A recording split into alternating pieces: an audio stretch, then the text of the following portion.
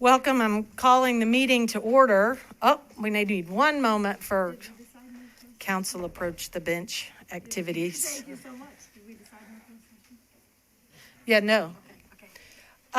Hi, I'm Winston McGregor, Vice Chair. Our Chair, Dina Hayes, is with us over the phone, but had a family issue she needed to attend to late this afternoon, and so is able to be present virtually, but not in person. So I ask for your patience in leading the meeting this evening. So welcome to all of the staff, the members of the public, the press, and others who are here with us in the room, outside and virtually. We are going to start with the Pledge of Allegiance and a moment of silence, and Board Member Betty Jenkins has agreed to do that this evening. Will you please stand for the Pledge of Allegiance at the ward for a moment of silence.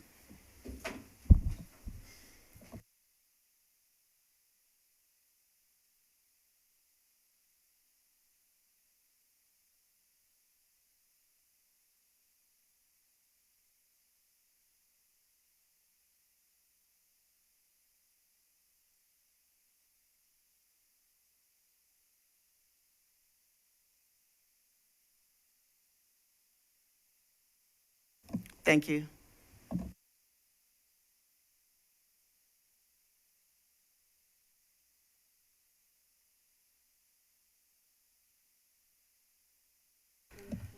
Thank you. I appreciate Board Attorney Joe Wilson and our clerk, Dr. Kimberly Funderburk, and others for helping me keep things straight. Christine, thank you.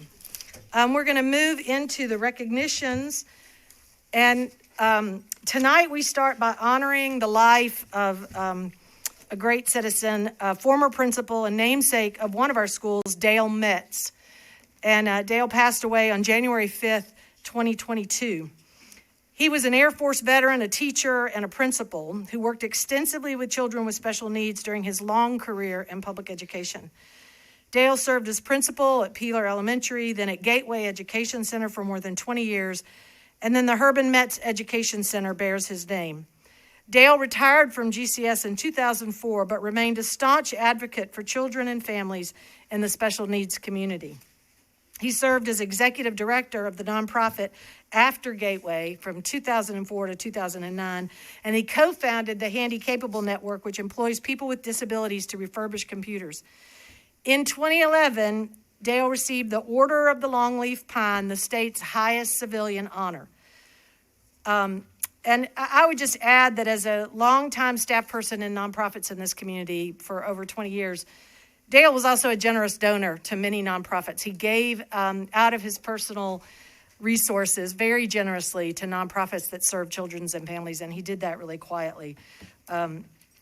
At this time, I would like to ask Board Member Betty Jenkins to read aloud a resolution honoring Dale's life and his work.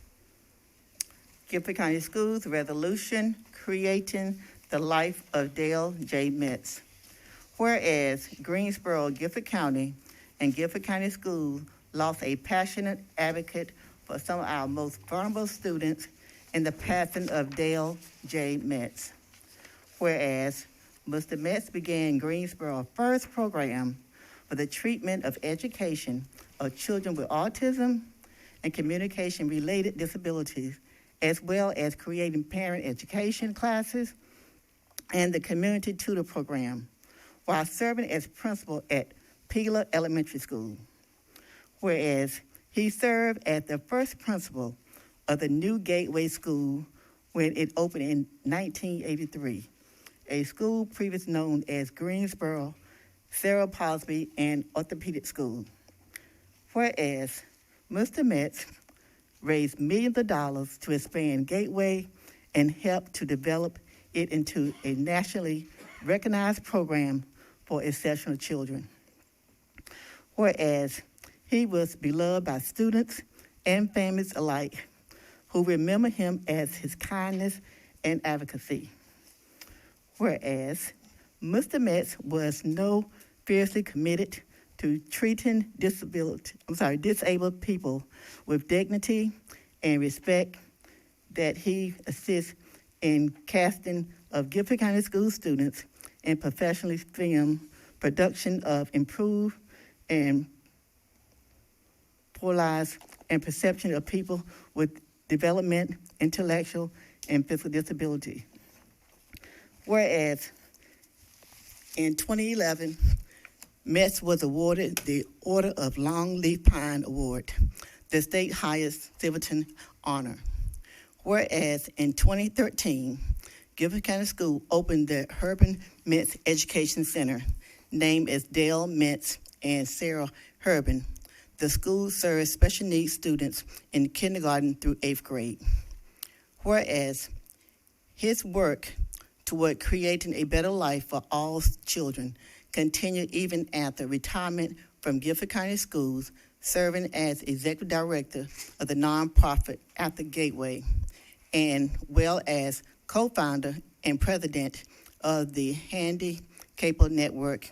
And whereas he also served on the board of volunteers at various agencies in our community, including the Gifford County Commissioner on Aging, the Art of Greensboro, and Hospice of Piedmont. Therefore, be it resolved that we, the Gifford County Board of Education, and the Gifford County School recognize and appreciate the significant contribution of Dale J. Metz and extend our deepest condolences to his family. This is signed on the 8th day of February, year 2022, by Board Member Chair Dina Hayes and our Superintendent, Dr. Sharon L. Contreras.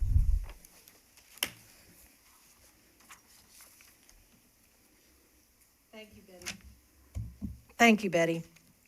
I think we have several members of Dale's family here tonight. Would you please stand and be recognized? Hi. He leaves such a legacy.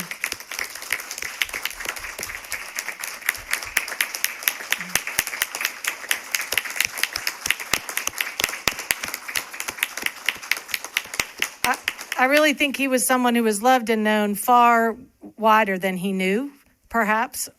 Certainly more than the way he moved in the world, which was great humility and joy.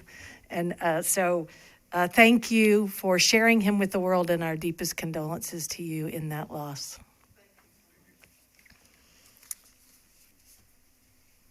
I just want to again note that our chairperson, Dina Hayes Green, is with us on the phone. Rules prohibit her from running the meeting, but she's here, and we have the benefit of her participation and wisdom. And I think Board Member Diane Bellamy Small, Diane, pardon me for not mentioning that earlier. She is also with us virtually and have her participating. I know that Board Member Tillman sent a note. He'll be running a little bit late. He's held up at work, but he will be here shortly. All right. It is... Let me just get my paperwork straight here. Next thing is important as well. And we're going to recognize our February Employee of the Month.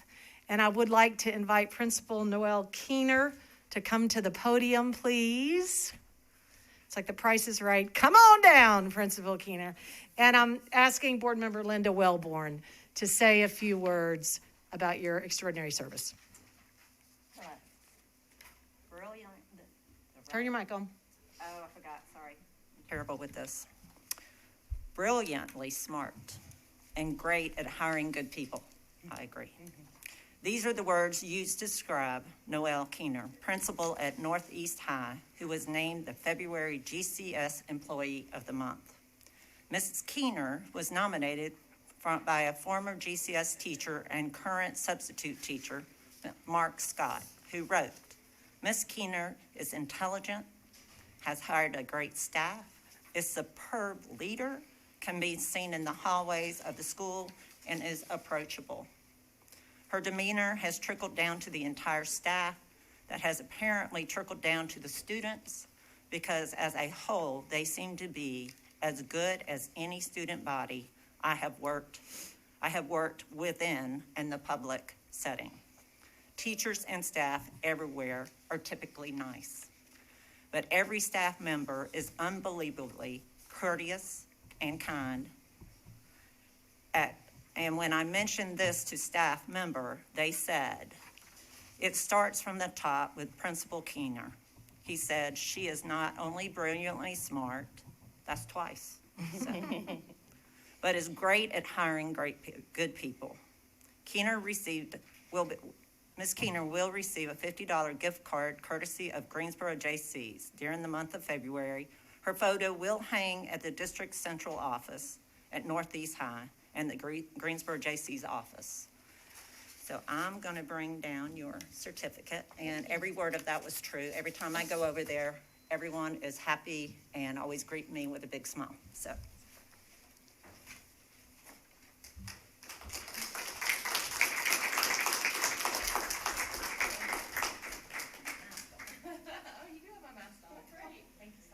This is a certificate from Guilford County Board of Education's certificate of recognition presented to Ms. Keener as Employee of the Month by the Guilford County School System, signed by Dr. Contreras and our chairwoman, Dina Hayes.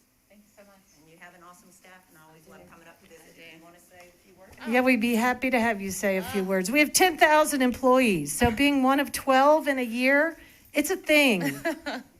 Well, thank you very much. Thank you to the board. Thank you, Dr. Contreras, for your leadership as well in keeping us on the straight and narrow, making sure that we are always doing the right thing.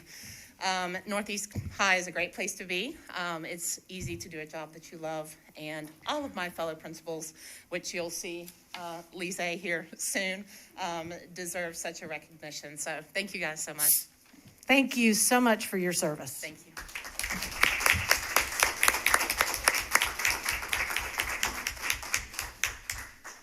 And for our final recognition, Guilford County Schools seems to be making a bit of a habit of winning state championships when it comes to football. And we're going to celebrate the Dudley High football team. Because of space constraints, the entire team could not be with us tonight. That's a big group. But we are excited to welcome representatives from the Dudley High team. It's my pleasure to ask Director of Athletics Lee Hubbard to come forward to the podium and help recognize the students and the coaches for this extraordinary achievement. Thank you, Ms. McGregor. Although we've had some great things happen in athletics since we restarted in October 2020, it's kind of been odd not being here, and it certainly is glad to be back to recognize a state championship team. As you mentioned, normally we would have a sea full of athletes up here at the front, but due to our constraints, we've only got a representative group, but it's a good first step, I think, to getting back to where we need to be. Undefeated in the Mid-State Conference with a record of 7-0 and an overall record of 9-1, the Dudley Panthers entered the playoff as a third seed in the 3A West bracket. Through the playoffs, they defeated their opponents by a collective score of 187-20. A lot of people don't care about that, but that matters to me for some reason. When you get to the playoffs, the scores are not supposed to be that much of a difference. They defeated North Henderson, Ledford, Kings Mountain, and soundly defeated South Point in the West Regional Championship game 38-0. That set up a state championship match with Greenville's J.H. Rose High School, which for those of you who aren't familiar with Greenville, J.H. Rose is kind of like the Grimsley or the Page of Greenville, North Carolina. It's a storied program that's been there for a long time. In what turned out to be an exciting, record-setting event, the Panthers took the early lead and never looked back. They defeated the Rampants of Rose High School by a score of 69-40, breaking the record for most points scored by a team in a neutral site state championship football game. The Panthers' 69 points surpassed the previous record of 68, which was held by our friends in Rockingham County Regional High School. The two teams combined for most total points, 109, scored in a neutral site state championship game, breaking the previous mark of 98 points. And Dudley's 42 first-half points tied for the record previously shared among three other teams. Most schools don't score 42 points in the whole game in the state championship. So to score 42 in the first half is pretty amazing. With that state championship victory, the Panthers finished the season with a 15-1 record. It was their 7th overall state championship and the 5th since becoming a member of the High School Athletic Association, and all 5 of those were under head coach Stephen Davis. During the game, several players had performances which were worthy of earning some special recognition. The Sportsmanship Award went to Jonathan Neal. The most outstanding player to Michael Shaw, who had 12 carries, 191 yards, and 1 touchdown. Most outstanding defensive player, Logan Wright, who had 8 tackles, and most valuable player, Jameer Slade, who rushed for 98 yards and threw for rushed for 98 yards with 3 rushing touchdowns, and passed for 150 yards and 2 touchdowns.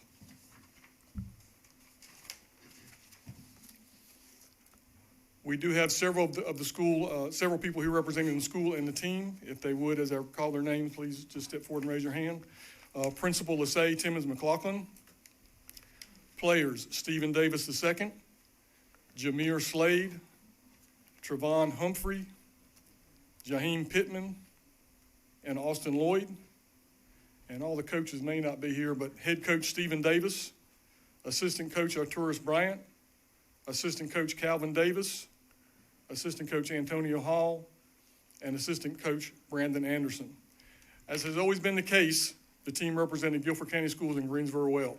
Since my time as Director of Athletics beginning in 2008, the Athletic Association staff has always made very positive comments about the Dudley football team, and especially about Coach Davis.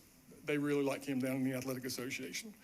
I offer thanks to all those who allowed our sports to have the opportunity to play during this challenging time, but give my sincerest congratulations to the Panthers for an outstanding season and a job well done. Congratulations to all of you. Coach Davis, did we miss one person? Is there one person who we missed? Coach, okay, I'm sorry. That's okay. Somehow he's not on my list. I'm sorry. Coach Richard Powell. Excellent. Thank you. Yeah, I'd be delighted. I mean, I want to thank on behalf of the board, and I know all of the leadership in the district and certainly parents in the community, to the coaching staff for your commitment to this. I know this isn't, it's why we pay you the big bucks, as they say. You put your heart and soul and so much time into these young people and bring out the best in them clearly. And we all hope that you will certainly remember this. I'm sure tonight is not near as fun as it was to run onto the center of the field and claim the victory, but that it won't be the best thing you ever do, that you will do many greater things as you move through your lives. And I'm sure your coaches are teaching you that. Coach Davis, we'd love to hear from you about your team and your experience this season. Would you like? Well, thanks all, for having us here. It's just been a tremendous season this year, and especially for me. Like Mr. Herbert said, we've won 5 state championships since I've been at Dudley. But this one was extra special because my son was a senior and he was on that team. He had been with me for the 4 doing the ball boy thing, but now as a player, it was extra special.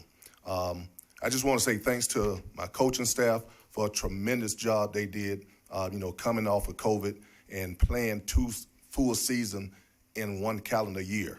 Those guys did a great job of having those guys prepared to play in the fall. So I just want to say thank you to Guilford County Schools, and thanks to my coaching staff, my principal, and of course, all of my players. Thank you.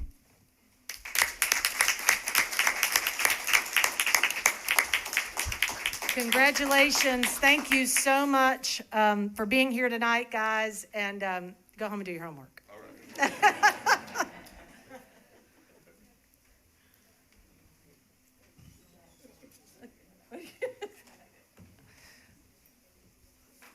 All right, where am I next?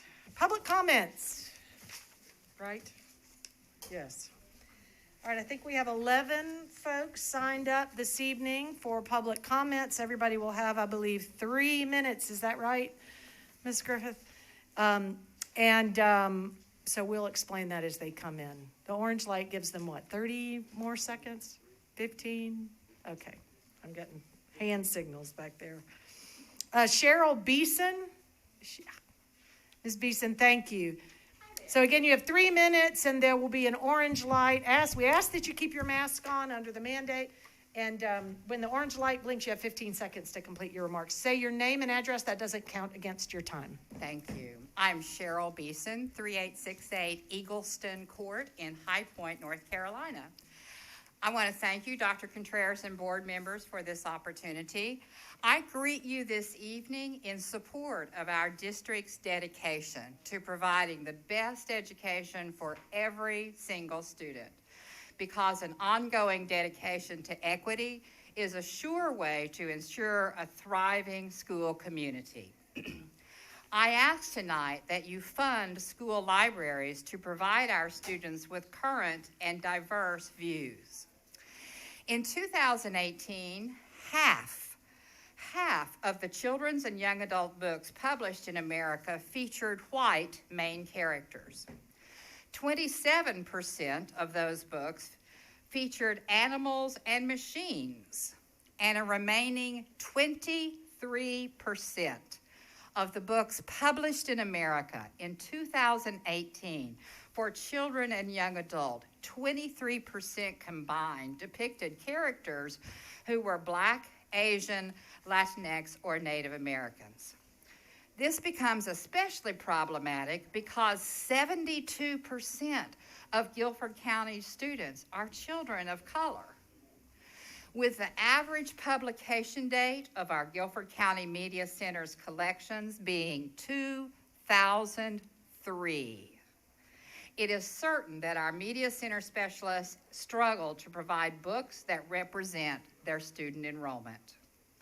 They should not have to resort to donors' choose to stock their shelves, yet this happens in Guilford County schools. In addition to examining race and ethnicity, we must consider other identity markers, other questions children have had for generations, including gender and sexuality. Thankfully, American authors and illustrators have created high-quality, age-appropriate literature to help students recognize that they are not alone and that life is worth living. It is often said that books should serve as windows and mirrors for students. Mirrors so that they can see themselves and feel validated, represented, heard, and seen. Windows so that they can learn about others and their experiences and build empathy. It is vital that instead of pulling award-winning literature from our schools, we must do just the opposite. We need to stock the shelves. We need to support our professional educators to teach our children and to partner with families. The books we share with students can serve as windows into others' lives if we can give our students opportunity to build community together. Reading books about people who are different than they are, we have a chance to build that empathy. Thank you. Thank you for being here. Catherine Holcomb. Again, you have 3 minutes to speak. We ask that you keep your mask on. We're under a mask mandate here in Guilford County Schools and in the county. If you say your name and address, that doesn't count against your time. You have 3 minutes. When the orange light blinks, you have 15 seconds remaining. Yeah, go ahead. I'm sorry. I'm Catherine Holcomb, 1911 Rosecrest Drive. Thank you for letting me speak. I come to you as a citizen who interacts daily with graduates of the Guilford County Schools, a mother of 2 grown sons who went here K through 12, as I did, and a former middle school English teacher here in the system. My focus is that all Guilford County School students are precious and they all need to be kept safe and taught the truth. 2 things: safe from diseases and safe from violence and safe from harmful buildings that are crumbling. Teachers have the most important job of all careers, even more than doctors. They must prepare students for living and communicating in the city or state or country, even the world, no matter where they choose to live. Teachers cannot decide to teach their favorite curricula. They must teach the whole truth in math, in English, in social studies, in science, and in the arts, so that wherever a student goes to live, he can communicate with folks in Texas, do business with people in Alaska, or even in England. Think about the teaching responsibility. It results in good, informed citizens who help our communities, or maybe dropouts who may harm our communities. We should pay teachers the top dollar for this responsibility. We should also leave teaching truth to the teachers, not to parents. Parents should share their values, their discipline, and their education, but parents are not equipped to teach the latest math, history, science, communication skills. Here's an example. I was a public school teacher. When I had my child with special abilities, I thought I knew the best kind of school for him. I asked no one. I simply moved him to a magnet school where I deemed he would be great. This turned out to be a very bad decision. With guidance, the next year, he went to a school where he caught up with what he had missed for a year. That was my parenting that was not nearly as good as the judgment of a teacher. Our teachers know what our students need: safety and truth. Teachers and families must unite. Education is a human right. Up with truth, down with fear. Open minds are needed here. Thank you. Thank you. Mr. Page and Ms. Holland? No? Mr. Page and Ms. Holland, perhaps not here. We'll skip. Robert Benson? Mr. Benson, you have 3 minutes, as we've said. When the yellow light goes on, you have 15 seconds. If you state your name and address, that won't count against your time. I was told that on the website that the masks were optional, that we could pull it down while we were speaking. I know we're on a mask mandate. I guess if you read that on the website, but I'd like staff to check that, please, and see how that. Rebecca, can you get with Wanda so we make sure we have consistent information? Thank you. Okay, thank you very much. My name is Robert Benson, and I live in Julian, North Carolina. First off, I'd like to go ahead and show everybody a picture of my 5 beautiful children, 3 biological, 2 adopted, all of which are my heart and soul, both me and my wife. They are all products of GCS schools I have kindergartners all the way up to high schoolers. And up until 2020, when COVID started, they were benefiting from GCS schools. I wanted to thank you guys for providing the opportunity and the tipping point to bring me off the bench and out into the spotlight to draw attention to the fact that the masks have to go. I've sat month after month and listened to meeting after meeting. I've listened to the medical advisor quote studies from the CDC trying to provide support for the use of masks. All of those studies have more holes in them than Swiss cheese. None of those studies can provide any real science. From the beginning of this pandemic, all I've heard is trust the science, trust the science, trust the science. And yet, time and time and time again, the science is ignored and the masks are mandated. How do I know? Because because I've been sitting in here and watching month after month, everybody in this room is on their phones, not paying attention to anybody speaking. So I wanted to make sure that I had everybody's attention. And being that way, and being from the military, I came prepared. So I went and did the liberty of printing off a Johns Hopkins study that I'm sure most of you probably didn't know existed as of January 6th, that shows the overall detrimental harm that the lockdowns, the mandates, and the masks have continued to do to our children. There is absolutely zero proof that these masks have provided any support or any kind of protection from this disease or this pandemic. And I brought copies for everybody to go ahead and look at. Point number 2 from the Wall Street Journal, the case against masking children. I printed copies of this as well, and hopefully I have a few minutes here, and I wanted to point something out to you in this, and I'll read quickly to you. Children have been known to transmit COVID, but far less than adults do. A North Carolina study conducted before vaccines were available found that not a single case of student-to-teacher transmission when 90,000 students were in school.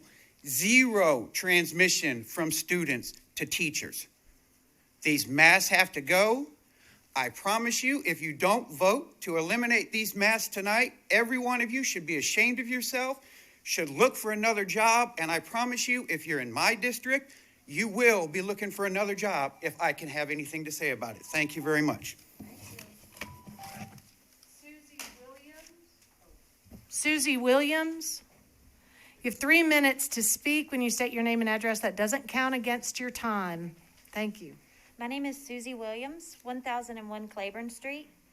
My name is Susie. I've lived in Greensboro my entire life and am a graduate of our public school system. My children will be entering the school system very soon. I attended Irving Park, Swan, and Page. Of the many studies I've read about race and from my own lived experience, I've learned race is rarely a concern or conversation for white parents. We get to avoid big race talks with our children just as our parents had the luxury of avoiding big race talks with us. This has created a generation of people who think any discussion of race is an attack, an accusation, a way to divide. White families are so used to not talking about race or being racialized in any capacity, we think that that's the norm for everyone. And since we still hold the most social and political power, we think we get to decide that continuing as we've done for decades, ignoring race and ignoring truthful history is somehow worth fighting for. But who wins in that fight? What's the ideal outcome for parents who want to alter history? Do we strip our books of Josephine Boyd's bravery? Do we white out the courage of the A&T4? Do we control alt delete stories of the Underground Railroad of Guilford County? I'm standing here to show my support for the school board's valiant efforts to make our schools equitable and inclusive. I want to thank the school board for fighting for teachers, truthful history, and the health of our children. Guilford County is so fortunate to have a school board that knows a quality education directly correlates to a quality of life. I am grateful for the leaders who are making sure each student in this county is prepared to meet their potential. A lot of what is good about me came from a teacher of the Guilford County school system. Mr. Wild showed me learning could be fun. Miss Williams made me believe I could make art. Coach Medley taught me the perfect push-up. Mr. Burgess inspired me to stand up for myself. I owe it to these teachers to be here as they were there for me. It would be devastating to our community if we let these unfounded fears of truthful history destroy our children's education and rob teachers of their calling, which is to inspire our children to have an endless quest for knowledge. Please know that parents all throughout Guilford County have immense gratitude for your dedication to our children. You are creating the foundation for an equitable community, which means that everyone has the opportunity to succeed regardless of their original circumstance. The community I know we all want to live in. I'll end with the J.R. Tolkien quote as a tribute to my English teacher, Mr. Powell, who inspired my love of reading. There's some good left in this world, Mr. Frodo, and it's worth fighting for. Thank y'all so much. Thank you. Sylvia Clapp White. You have 3 minutes. Stating your name and address does not count against your time. When the yellow light, orange light blinks, you have 15 seconds. Sylvia Clapp White, 603 Cardella Drive, the city. Good evening. Several weeks ago, while driving, I received a call asking if I heard the news about Dr. Contreras. I had not. Her announcement was not a surprise to me, for I had anticipated this action for quite some time. But I must be honest, I was saddened. I was happy for her, but not for Guilford County. Usually, we wait until a person transitions to say wonderful things about them. So I will not speak on the subject of teaching the true history of our nation during this Black History Month. I want to talk about the person that everyone was talking about in 2016 as she was making history as the first woman and first Latino superintendent of Guilford County Schools. Everyone I met was excited to meet her, especially myself. Were you? Or were you already planning the day that you would vote to terminate her contract? This was not the first time she made history. In 2011, Dr. Contreras made history when she became the first woman of color to serve as superintendent of one of the Big 5 urban districts in New York State. As I researched articles on Dr. Contreras, I came across a documentary entitled Defining Us. They described her as a passionate advocate dedicating nearly 30 years of her life, ensuring that all children are provided a high-quality education, graduating career-ready, and/or college and able to fully participate in our democracy. I see her as one with great expectations for equity and inclusion for all children in one of the nation's largest school systems in this country, which means the students in Guilford County come from all ethnicities. Can you honestly say that the decisions you make with this board are for all children? Dr. Sharon Contreras has a very impressive resume, but has it meant anything to some of you on this board? During her tenure, according to another article, Dr. Contreras has faced numerous obstacles, including building renovations and repairs, supporting a school bond, and more recently, targeted attacks from right-wing conservative groups. In June 2021, TCB reported that Contreras had received numerous threatening messages from those associated with Take Back Our Schools, a conservative community group that has been voicing their concerns at every board meeting. As I continued reading different interviews with Dr. Contreras, I pondered her use of the term dream job. Dr. Contreras, I'm not sure what your first dream job was, but I hope it was not here, because to me, this has been a nightmare. The blatant disrespect and comments made by previous and present board members publicly does not speak well for their character and lack of professionalism. Thank you very much for your service to our district, and thank you, board members. Have a good evening. Thank you. Bill McNeil, you have 3 minutes to speak. You state your name and address. That doesn't count against your time. When the orange light blinks, you have 15 seconds. Okay, good, thank you. I'm Bill McNeil. I live at 1014 Gretchen Lane, Greensboro. I'm one of the leaders of the Greensboro Solar Power Now Coalition and a member of New Garden Friends Meeting. I'm proud to have 2 daughters who graduated from Guilford County Schools. In late 2019, our Solar Power Now Coalition mobilized citizens to encourage the Greensboro City Council to commit to the goal of 100% renewable energy by 2040. City Council responded by adopting that as a goal and initiating a strategic energy plan that is nearing completion now. I'm sure you appreciate the value and the importance of addressing climate change. We know that you care intensely about our community, the current generation of students, and their future. But as we look to the future, we know that climate change is real and the climate crisis is coming toward us with impacts that are already being felt. Confronting the climate crisis will require long-term commitment and action on everyone's part. Every level of government, every state, every city, every county, every family, every corporation, every agency, every individual, and every school system. Daunting task, but you're in a great position to step up to this challenge. Following your goal for attention to the school system's facility needs, voters approved $300 million for school construction. With your leadership, the county commissioners have now placed on the ballot for the spring $1.7 billion worth of school construction to address needs.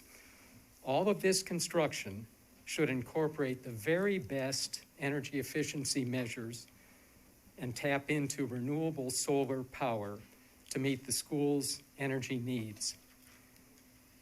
With your own report documenting that the 53 year average age of school facilities, replacing and renovating schools with solar and other clean, green design measures will surely reduce operating costs over time. You now have an opportunity to set a policy goal of transitioning to 100% renewable energy by 2050. This will set a clear beacon for staff and the construction team to pursue. It will show your commitment to confront the climate crisis with positive action. We urge your consideration of a draft policy that is accompanying my comments. Thank you for your service and for looking out for the future of our students and all of our community. Thank you. Dr. Kate Guthrie. Hi, Dr. Guthrie. You have 3 minutes to speak. State your name and address. That doesn't count against your time. When the orange light blinks, you have 15 seconds. Thank you. My name is Kate Guthrie. I live at 2407 Camden Road, and I am here tonight as an ordained pastor who has most recently served at a couple of Presbyterian churches in town. And I'm also the proud mother of a new Lindley Lion. I have a kindergartner this year, so we have started our journey with public school system, and we are thrilled. Last night at dinner, my 6-year-old, Abe, the kindergartner, asked if he could say the blessing. Now, don't get any ideas. Just because we're a pastor's house, this does not happen actually that often, so it was great. And he wanted to do this call and response type prayer where he said something and we repeated it. And one of his lines at the very end was, God, help us to love people, especially people who are different than us. Well, you know, my mom heart swelled and my pastor heart swelled. And I think that prayer will get him pretty far in life. And I mean, we all know we need help loving people who are different than us. But I need to know that when he is 18 and he has finished his public school education, that he will have been taught that loving people who are different than us means being curious about those differences. It means learning to sit with discomfort. It means learning to discern facts from opinions. When I was in late elementary school, my dad, who was an 8th grade social studies teacher for 40 years in a public school system in Michigan, came home with some VHS tapes of the documentary Eyes on the Prize. And he let us sit on the sofa while he watched him prepping for his class. And I did see some things that I had never seen before. I had heard stories I had never heard before. And it was uncomfortable. But learning about the truth about the civil rights and some of the history, a complicated history of race in our country, it did not cripple me. It made me curious. It made me want to learn more. It helped me think critically. The threat to kids in our school system is not critical race theory. It's not being taught in our schools. The real threat is not teaching our kids to think critically, not teaching our kids to be curious, not teaching our kids to sit with difference. So please, I need the school system to do this for my kid because we can't do it alone. And one final thing I will say, this sweet little 6-year-old came home just last Thursday with a note saying that he had been exposed to COVID in his classroom. We are thrilled that kids are in person and we want it to stay that way. And I am so grateful that they were wearing masks because it has kept us from getting sick. It's kept him from getting sick. So thank you for the work you're doing. It's not easy, but may you just continue to think critically yourselves. Thank you. Thank you very much. Steve Pruitt, you have 3 minutes to speak. If you state your name and address, it doesn't count against your time. And when the orange light blinks, you have 15 seconds, Mr. Pruitt. Hello, my name is Steve Pruitt. I live at 1206 Battle View Street, Greensboro, North Carolina. I work in the grounds department and maintenance department. I have a couple of questions to ask you. One thing is, I appreciate the state giving us the bonuses from the state, but a lot of people was asking me, I like to myself, is back in December, y'all passed our bonuses, and I was like to know when we're going to get it. Is it going to be anytime soon? A lot of people have been asking about it, myself included. I was told that we was going to get $1,500 along with $500 to make it a certain amount.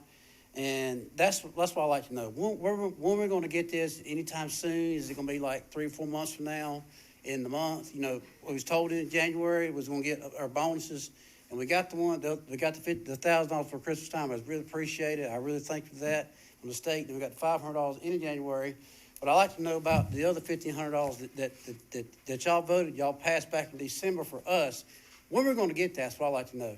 That's my question. When is that going to be approved? When we're going to get that? I mean, we've been told this back in December, back at the board meeting passed. I was here. I asked them about it. You know, we sent it and we've asked. And we just wondering when this is going to be approved. I work in grounds, work in maintenance. For the past 3 weekends, we've been working hard, keeping the schools clean for all the snow we've had. You know, we work hard for the school system, do hard work and everything. But I just like to know, my personal opinion too, for me, is when, you know, the bonus part that the school board passed back in December, when are we going to receive it? That's what I like to know. That's my question. I mean, I've been here 9 years. I've worked here 9 years. I've been in maintenance. You know, we work hard every day trying to make things look good. You know, and I just like to know about the bonus situation, when we're going to receive it. Are we going to get it in the year? Are we getting it in February? And I understand we get a 2.5% increase in pay. That's tremendously. I appreciate that. But that's my main concern about the bonus, that I would like to know when we're going to receive it and when's it going to come to us. Because, you know, that's been the talk about. Everybody's asking me, and I'm asking y'all. I mean, I just like to know when we're going to get it. I mean, everybody's asking me, and, you know, that's my response about the bonus situation. You know, I like to know, and they like to know. But if y'all could, you know, just let us know. Or we got the email back in December. Y'all sent us the email saying it was been approved by the board. We all got the email. I got proof on it too, showing it. You know, they asked me another question about that. But we just like to know about the bonus situation. When we're going to receive it, or we're going to get it anytime soon, we're going to get it all. You know, that's what I like to do. So, you know, we're getting left out sometimes about the picture like this. You know, especially us in grounds. We work our tails off every day trying to make things look good. But I'd like to know when the situation on the bonus is going to be, and y'all let us know. Thank you very much. Y'all have a nice night. Mr. Pruitt, thank you for your service and your hard work. I'd like to ask our Chief HR Officer, Shirley Morrison, to just meet with you privately because personnel issues and pay issues can vary depending on service and can help answer your questions. Thank you. And Dr. Contreras would like to say one thing we as can well. answer this. We've answered every request that has come in, and we spoke to this during the board meeting. This funding is ESSER funding. It's approved by the state, by the Department of Public Instruction. As soon as the board approved it, we sent it out to the state for approval. I believe we received approval early this week. We just received approval this week. So we are trying to quickly turn this around to get this into the February paycheck. But we could not send out the bonuses until DPI approved it. So we understand that our employees deserve and need this, but we had to wait for DPI. Thank you. And thank you so much. If you have any additional questions, Shirley Morrison could talk to you about that. We really do appreciate your service and coming tonight. Cherry Pikett? Nope. I think I even got the name right tonight. I've said that. Now I might not get this one. Mr. Basu, Anjan Basu? If I didn't say that properly, please. Surprisingly, you got it right. Okay. You have 3 minutes to speak. If you'd state your name and address, that doesn't count against your time. When the orange light blinks, you have 15 seconds. Yes, ma'am. All right. Greetings. I am Anjan Basu, 3203 Van Allen Circle, Greensboro, and I am a GCS parent. I would like to start with, I believe that you guys should pay everybody in the public school system a whole lot more for the outstanding work that they do. Additionally, if you decide to do that, start from the bottom up. I speak as a 15-year educator in North Carolina. I've taught at every level from 6th grade up to the sophomore year of college, and I would like to use my time today to encourage the board to stand resolute. While North Carolina has yet to pass anti-CRT legislation, if it does, stand resolute. Fight it. Do the right thing. Try your best to give our children a fighting chance of finding liberation and equality and equity in this country. And to that end, I would like to present a series of quick questions. While the anti-CRT crowd are worried about how their white children will feel learning the true history of this country, I ask, what about my black children? Is no one concerned how they will feel learning a whitewashed version of American history?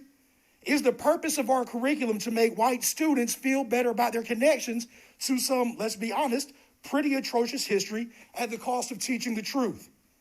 Should we teach that kidnapped Africans came to America because of high unemployment rates on the continent of Africa, as is being taught in Texas today?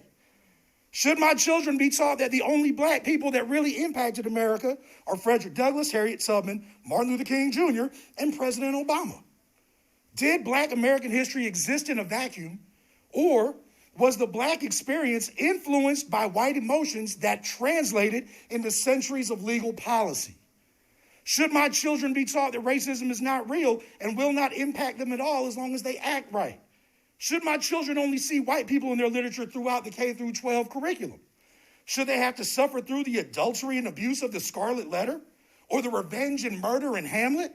What about the glorification of criminality in The Great Gatsby? Why is it a problem that requires broad sweeping social policy changes when it affects only the white students? Or should I lie to my children and tell them that I've never been called the N-word in my educational career by my teachers and my principals? Should I tell them that the Klan never posted outside of Jordan High School in Durham in 1994 to intimidate black students when we were coming out of school? Or should I just tell them that owning a gun is a constitutional right, but their equitable education is not? Should I tell them that they really only need to be worried about lone wolf school shooters and not racist classmates and curriculum guiders? Please keep these questions in mind while moving forward. I want my children to grow into caring, smart, wonderful, moral, ethical, loving, and hardworking adults.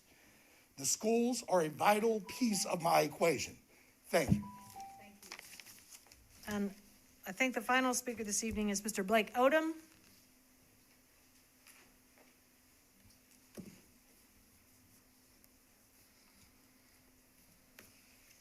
Welcome. You have 3 minutes to speak. State your name and address. That doesn't count against your time, and the orange light means you have 15 seconds left.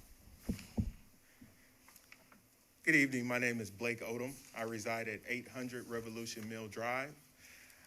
I am here tonight just to encourage the board to be an example in public education throughout the state of North Carolina. One place that we do not want to end up on is the wrong side of history.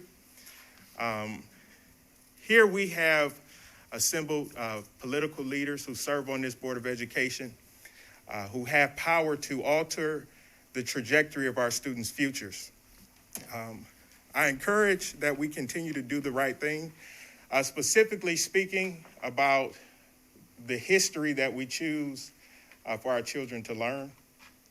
Of course, it's Black History Month, and, you know, we could talk about critical race theory and all of these other names that we attach to what should be American history. So I encourage the board and employ the board to do the right thing. For example, tonight I would like to use Germany. Germany teaches about the Holocaust, and they don't wait for a special month to do it. They don't water down the tragic history that has happened in an effort to protect the fragile feelings of others. I want us to keep that in mind. I also want us to keep in mind equity. Again, we don't want to be on the wrong side of history, and we're in a very special place here in Guilford County to do the right thing. And when you think about being on the wrong side of history,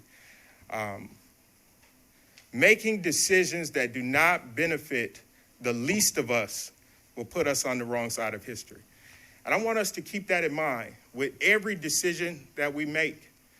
Making decisions without the least of us in mind are the things that put us on the wrong side of history. So I'm here tonight to encourage you all to continue to do the right thing.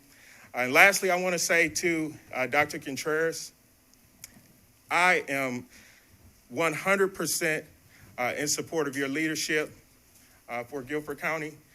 Dr. Contreras is one of the best superintendents in this country. To be losing such a strong leader, it really is going to set us back a bit. But I want us to really think about all of the hard work that Dr. Contreras has done to get us where we are today, and find some time to quietly thank her for that. So I yield my time. Thank you. Thank you to all the speakers this evening. I'm going to keep us moving on in the interest of time. Next is approval of the agenda. Is there a motion for approval? So moved. Is there a second? Second. All those in favor of the agenda, do we need to vote? Can we raise our hands? Huh? You can do that. You can do a voice vote. Voice vote. All those in favor of the agenda? Aye. Any opposed? I vote in favor. Oh, I'm sorry. Diane and Dina, I apologize. That's okay. That's okay. Board Member Bellamy Small? Yes. Thank you. All right, so now we move to reading of the consent agenda. Good evening, Madam Vice Chair, members of the board. This evening's consent agenda includes the approval of January 2022 meeting minutes, the personnel report, the contract for Spectrum Wide Area Network Services, 2022-23 academic calendars, first reading, and the class size waiver request. This concludes this evening's consent agenda for your consideration. Motion to approve the consent agenda as read. Is there a second? Second. Okay, we should vote since we have folks on the phone. So if you'll vote approval of the consent agenda. Linda, would you vote aye for me on my? Dina? Yes. And Board Member Bellamy Small? Yes. So Dina's a yes, but Pat is voting. So that passes unanimously. Do y'all want me to enter Dina's vote? She can push it on hers, yeah. Now Linda pushed mine. Where is it? I know, but it's not lit up. That's the problem. It's already done. All right, Dina voted yes. If you can correct that record, Dr. Funderburk, that would be great. Okay, now we move to action items. Okay, I should have caught this when we were doing the agenda. So I don't know if I'm going to even be allowed to do this. I know that Dr. Martin is here from A&T, and I'm wondering if we could just reverse the order of the Western Guilford cafeteria and the lab school discussion. I know that he has been waiting. Do I need a motion to do that, or can we just, does anybody oppose that? Let's figure that out in theory. I make a motion that we hear the North Carolina A&T Lab School presentation before Western naming. Thank you. All those in favor? Just Aye. say aye. Dina and Diane? Aye. And I apologize for that, but Dr. Martin, thank you for your patience. If you would come forward, I think, for this agenda item about the lab school. And you have a colleague with you, I think the Dean of the School of Education, I believe. Thank you all for being here. I appreciate your patience in my trying to fill Dina's very large and fancy shoes.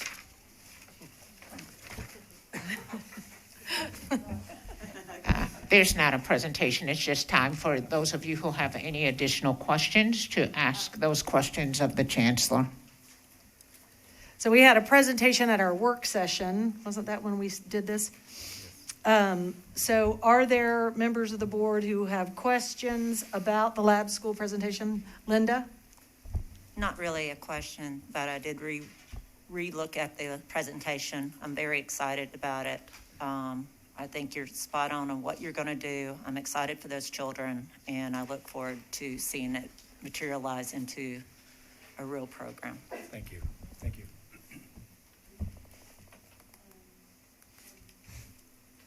Deborah? It may just be worth noting that if anyone wanted to go and look back, we did ask questions back at the work session on January 27th, and that is already posted for public viewing if you guys wanted to see what we asked. Only one question I have in regard to enrollment. That's 100 students immediately, or is it rolling enrollment? How are we doing it? Yeah, our anticipation is in partnership, we would discuss enrollment, but we have the capacity to accept up to 100, and that would be pretty much the cap. We would start with 100 and stay at 100. So not the model where you kind of grow each year. It would be 100 from the start, and then we would try to maintain that. So are you saying it would be third grade, fourth grade? And We could enroll 50 third graders and fourth graders? So it would be third, fourth, and fifth. The anticipation is that we would have smaller class sizes, so there would be about 15 per class, and somewhere between 2 and 3 classes per grade level, depending on what the enrollment was. Are there any other questions? If not, is there a motion? Second. So Anita has moved for approval. Somebody seconded. Betty Jenkins, I think, did the second. And so we'll call for a vote to approve the lab school partnership with North Carolina A&T University. Ooh, I did that, and then I thought that was my vote. So hold on. Dina? I voted for you. How do you vote? I can change it. Yes. She votes it, okay. I vote yes, please. And Board Member Bellamy Small. No. Mr. Tillman has entered Bellamy Small's vote, and so that passes by a vote of 8-1. Is that right? Yes. Thank you so much. We look forward to the partnership. I know we have a lot of work in a relatively short amount of time that your staff team and our district leadership, as well as the forming of a governance board, and so we look forward to all of that work with you and appreciate the opportunity. Thank you very much. We look forward to working with Gifford County Schools as we always do. Thank you. Thank you. Thank you. All right, and again, thank you all for your patience with my working through this. We are back to the naming of the Western Guilford Middle Cafeteria. Is there a presentation either from staff or the committee on this item? Mr. Marshall Matson and Deborah Napper. Deborah is chair of the Facilities Naming Committee, and Mr. Matson is our chief of schools. Yep, at the regular meeting on December 14th, we posted the nomination for public comments until January 13 to rename the Western Guilford Middle School Cafeteria the Thomas B. Simmons Cafeteria. No public comments are posted. There is a small delegation of community members who wish to have time to speak on the matter. Excellent. Why don't we have community members speak first, and then you can provide closing comments. Anita, did you have a question? Oh, okay, as well? Okay. Thank you. If the community members can come forward and just introduce yourselves at the podium and share your thoughts about the naming of the cafeteria. Thank you. My name is Andrea Simmons Joyner. I'm Tom Simmons' daughter. And I want to say, I thought he was a wonderful man because he was my father. But as I came out here every year for Christmas or Thanksgiving, when I went around town with him, I felt like I was with a celebrity because all of the kids would run over to us with their parents and say, come here, this is the Peace Man. You got to meet the Peace Man.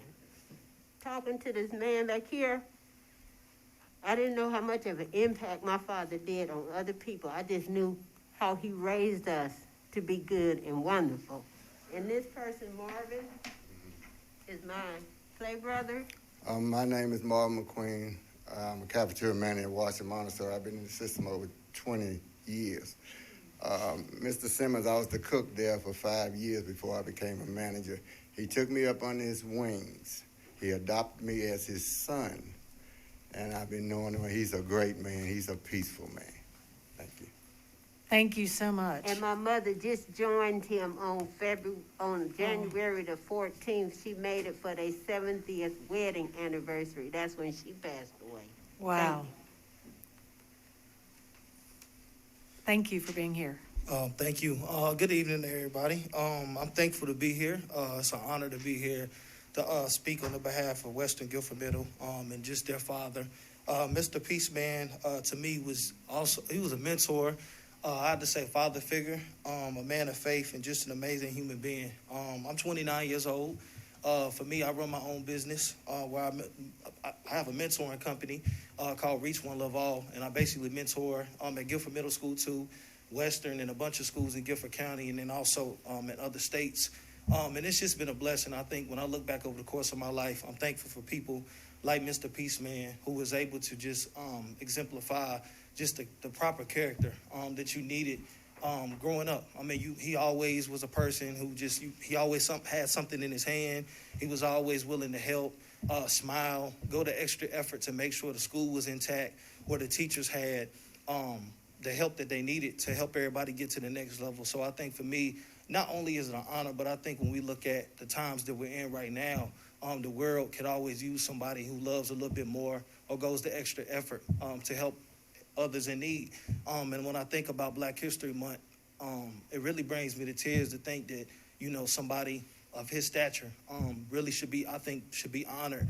So to me, it's a privilege. I thank y'all for the opportunity to hear what we had to say. And just thank you for the opportunity to extend him to be remembered in such an honoring way at a school that he left an impact, not only for people that just look like me, but people that come from all different types of walks of life. And not only that, man, he was just a man of character, dignity, integrity, and just to meet his sons and his daughter tonight, man, it was just amazing to see how if you lead someone in the proper way, the trail that you can blaze behind it is truly amazing. So I thank y'all for the opportunity to come forth to just speak about Mr. Peaceman and the legacy he left at Western Guilford Middle School, but also just in Guilford County schools. So I thank y'all for that. Thank you. Good evening. Good evening. I'm Elizabeth Edmonds. I'm secretary at Western Guilford Middle School. Began with Guilford Middle School in March of '94, so I had the honor of working with Mr. Simmons for over 20 years. You've heard several people refer to him as the Peace Man, and that's what he was.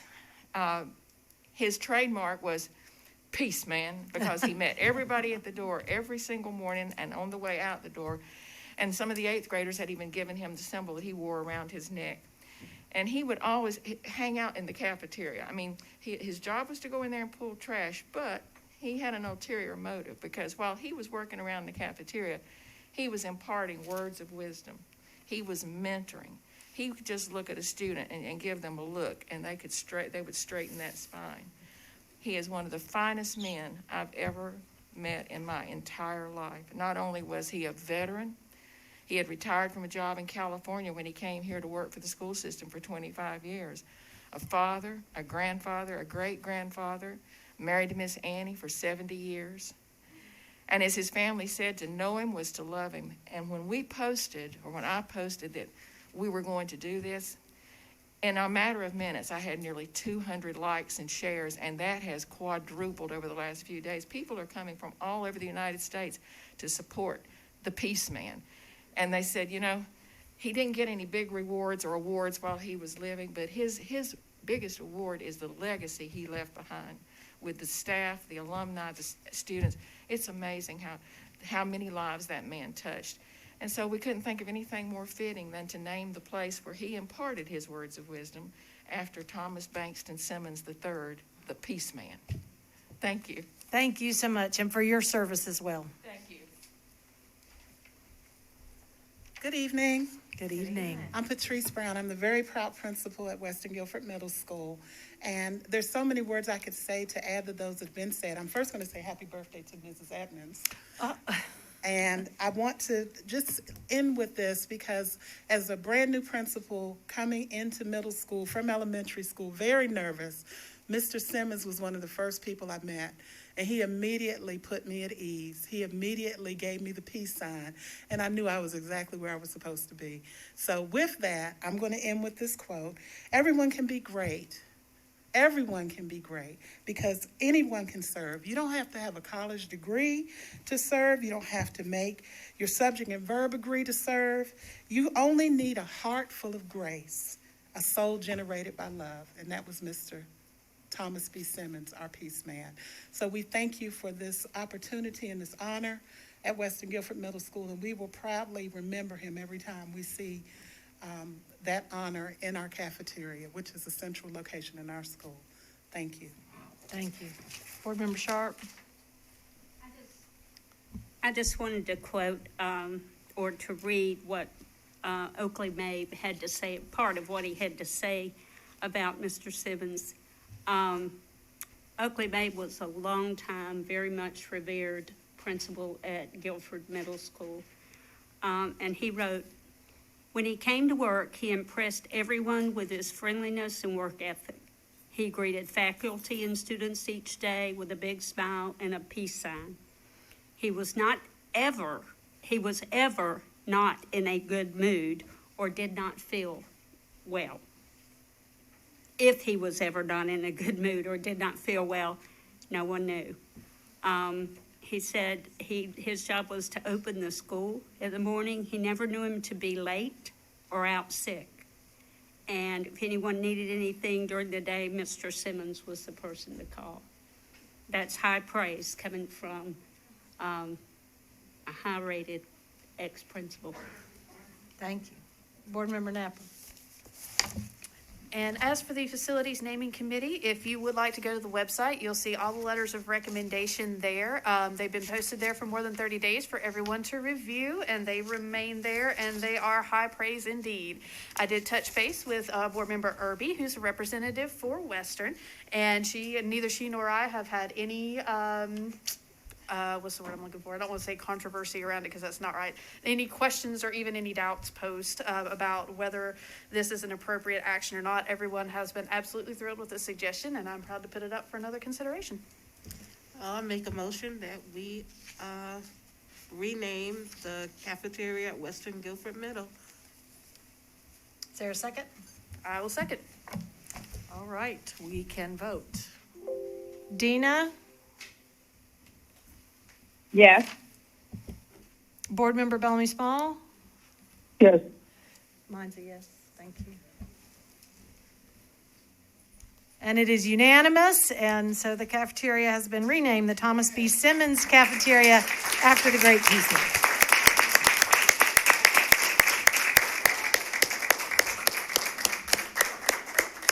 Thank you all so much for being here and representing the legacy of the Peace Band. All right, next on the agenda is the monthly vote required by the North Carolina State Legislature regarding universal face covering mask requirements. This is in accordance with Session Law 2021-130, and the administration recommends that the board vote in accordance with Session Law 2021-130. So are there questions or comments? Linda? Yes. I'm sure a lot of you got the YouTube of Dr. Leanna Wen, who has stated that, and it was on CNN, about that it's time to reconsider the masking, that there is harm in children wearing masks all day long. So, she stated circumstances have changed. The Omicron and the demographic that we are talking about. And the Omicron is not that threatening to young children, and young children do not spread the virus. We have to weigh the benefit or the protection, the concern of risk to the benefit of doing it and the harm to children. So there again, it is time, and a lot of people are starting to recognize it. My son even called me from Raleigh and said, I guess you're going to change the mask vote because there's so much news out there that the wind is switching and they're recognizing that we need to switch the mask. So I'm hoping this board will step up and realize that these children need to be able. I actually heard from a father today that his son got suspended, all right, for not wearing a mask. So that is doing absolutely no good. We're suspending children for not wearing a mask. I have a hard time with that. All right, because everyone, even Dr. Fauci, says everyone's going to get it. These masks do not protect you from it. Actually, it's very uncomfortable. I'm sweating in it right now. So I think parents want to know where the off-ramp is. And the wind is shifting. So I'm asking this board to please give consideration to these children. We should not be suspending children because they're not wearing masks, because these pieces of cloth do no good. They're nasty. No one wants to touch them, and we're keeping these kids in these. So that's my opinion. I vote no. Are there other questions or comments? Deborah? We all want to know where the off-ramp is, I promise. I think everybody's exhausted. The only thing I wanted to put out there was, over the past couple weeks, we've gotten several emails, I've gotten phone calls, I've gotten text messages, people are even hitting up my Facebook. And everybody has an opinion about the mask, but the majority of mine have requested that we keep the mask mandate in place. And I apologize because I had written all of it down, but I left my exact tally at home. And the bulk of the people who I'm getting those requests from are still teachers. And teachers understand very acutely that if we do not provide for the things that they request, that they can simply go elsewhere. And at the end of the day, when the rubber hits the road, none of us can send a child to an empty room. And we're desperate to keep our teachers. So that was one thing that I wanted to acknowledge, was a teacher's request that we keep the mask mandate in place for the time being. I do want to acknowledge that Linda's absolutely right. The numbers are working in the right direction. And so if that maintains, I'm ready for it. I'm ready for it to be gone too. I promise you. But my third comment is that I don't know functionally how it will work, because the Board of County Commissioners mask mandate is still in place. I don't know how functionally it would work to pull down our mask mandate when theirs stands. And our board attorney is shaking her head at me. So I wanted to acknowledge their mask mandate is still in place also. Thank you. I want to make a motion that we rescind our mask mandate. Excuse me, my phone's blowing up based on what Deborah said, but that we rescind our mask mandate at the same point at which the commissioners rescind theirs. There may still be some comments, but Got a motion on the floor. I'll second. I hear you. But we can still have discussion. We don't have to vote on it immediately. But I second. Okay. So Pat, you have comment? Yeah, I think. Is that working now? I mean, I think we've all looked at this, tried to with reason. I know that I have. I assume everyone else has. I mean, you even see around the country governors that are already rescinding this mandate.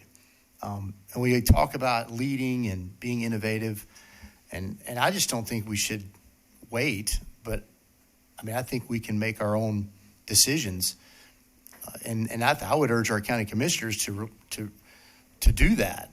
I mean, we talk about the science and the medical data. I mean, it used to be that dentists told you to put mercury in your mouth, and we did it. You know, it was just something that we did. So let's not just get all wound up about medical advice, because we know that changes. And I think somebody said be on the wrong side of history. I would argue that we are on the wrong side of history right now with this mandate. It's not necessary. It's just not. I mean, you look at study after study in Sweden, 1.9 million children under the age of 16 attended schools without masks from March to July. I guess it's year-round school there. 1 in 130,000 developed COVID. No one died. I mean, and now we see just this week across the Sunday talk shows, you name it, these medical professionals that we've all obviously put our trust in, as we should. I'm not an epidemiologist. And they're saying that it's not necessary. I know we want to stay in-person learning. That's what we've all fought for. I believe we can have it mask optional, and we will not see a rise. We will not have these fears that were at one time, I think, certainly legitimate, and worry because it's the unknown. So it's just time to demask. I'll leave it there.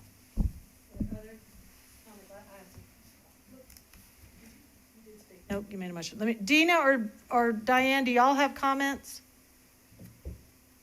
I do. I was I've been I'll looking come back at to you, the Cone Hospital updates, which had updates on a very consistent basis. As of last night, they had 199 COVID patients. And in January, it was the highest that it's been since April of last year.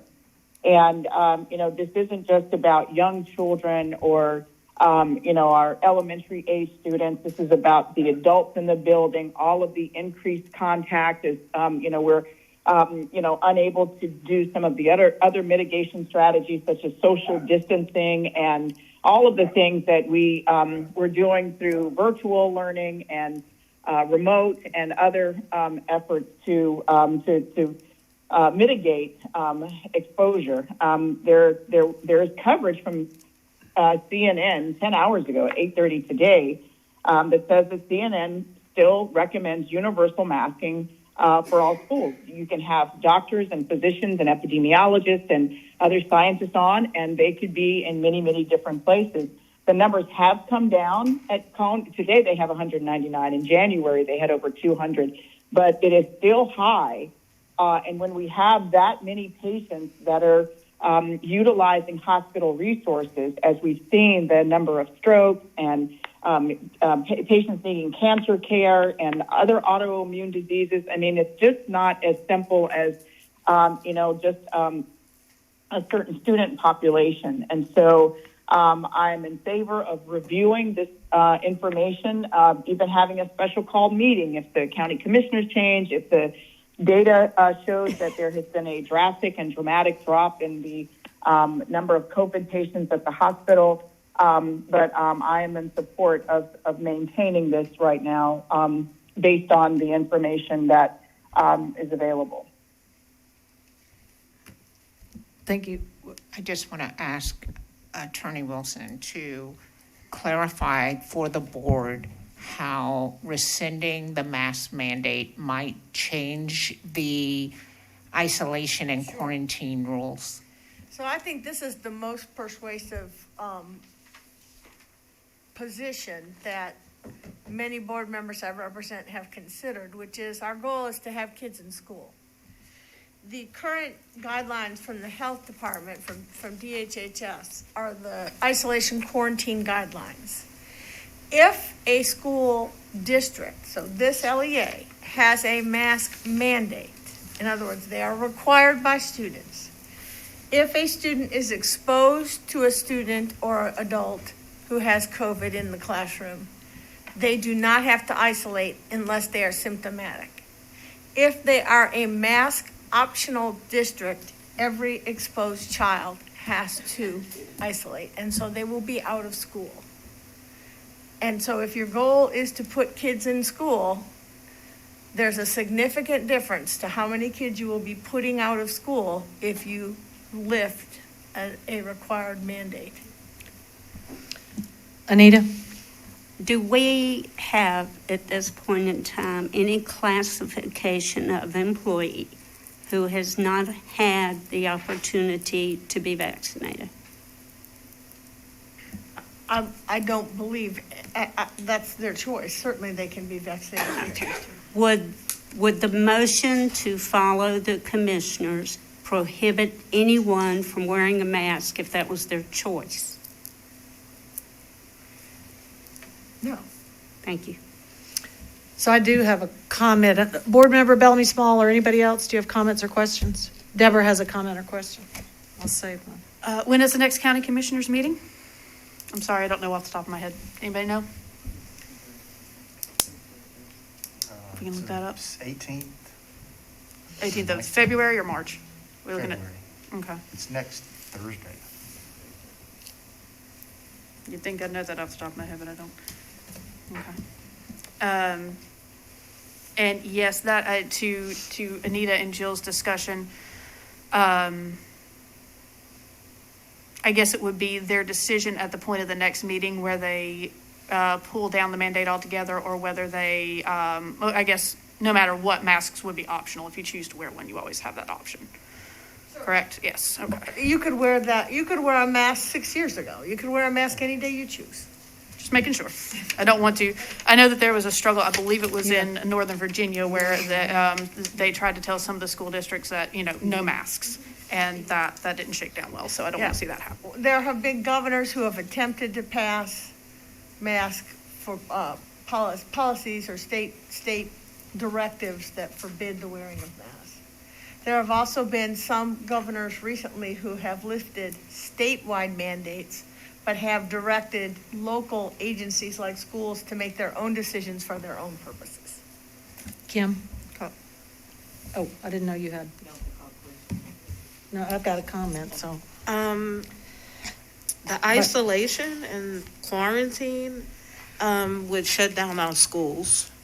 So I am concerned about that. But even if we agreed to go along with the county commissioners, we still are under the mandate to vote every month. So it could be reprieve, absolutely, right? We could change it. You will consider this every month. Every month, there's no getting around it. Right. Okay.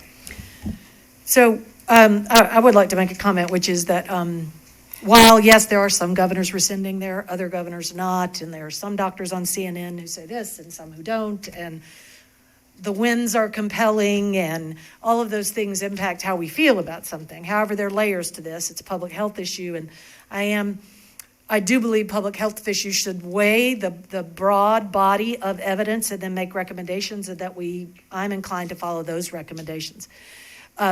Because medical advice is sometimes wrong doesn't mean I've given up on all medical advice. Any one of us could be just as wrong as the doctor or the scientist that you claim is wrong. So it's a different way of operating. I understand. Some board members want to say, nope, I've made my informed decision and this is how I'm going to vote. I will rely on the public health recommendations. And Davie County rescinded the mask mandate, ended up with 10+% of kids sick and had to reinstate their mask mandate. I'm deeply concerned about quarantining and isolation rules, which we are not in control of. So if we remove a system mandate, that kids won't be in school, and that would be devastating here as we move into this critical few months preparing for the end of the year. So I'll support the mask mandate.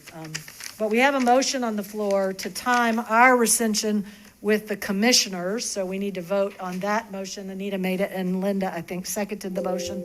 Can I make a substitute motion? Or do we have to vote on that? Okay. I would like to make a substitute motion that after the next Board of County Commissioners meeting, we do a special call meeting to consider what they have voted on and advised, rather than immediately act on what they do. Is there a second to that motion? Hearing none, then we vote on Anita's motion. All right. Can I ask a question about Deborah's motion? Sure. Or do I need to second it, then ask a question? Technically, yes. Okay, I'll second it and then ask the question. So second the motion. And Deborah, my question is, are you saying if the county commissioners change their vote? Because if their vote stays the same to uphold the current mask mandate, we would need to call a meeting. But if they change it, do you have that stipulation in there, or just period? You can't do, and keep in mind, you can't lift a mask mandate that's countywide. So let's face it, it would have to be only if they change it. There you go. So yes, only if the Board of County Commissioners leaves their mask mandate in place, we will have to follow suit. So if they were to change anything about their mask mandate on the 18th, we would then have a special call meeting of the Board of Education to see what our next steps would be in that wake. And Dina has seconded that motion, so now we vote on that motion. Is that correct? Keeping in mind, you already have a meeting that's been noticed on the 24th. Yeah, that was my question, because every month we meet as a board, we vote on it. You meet twice a month. I'll be honest with you, I completely forgot at the moment there's a work session. Work session would be fine with me, to have it added to the agenda. So can work she session. withdraw the motion?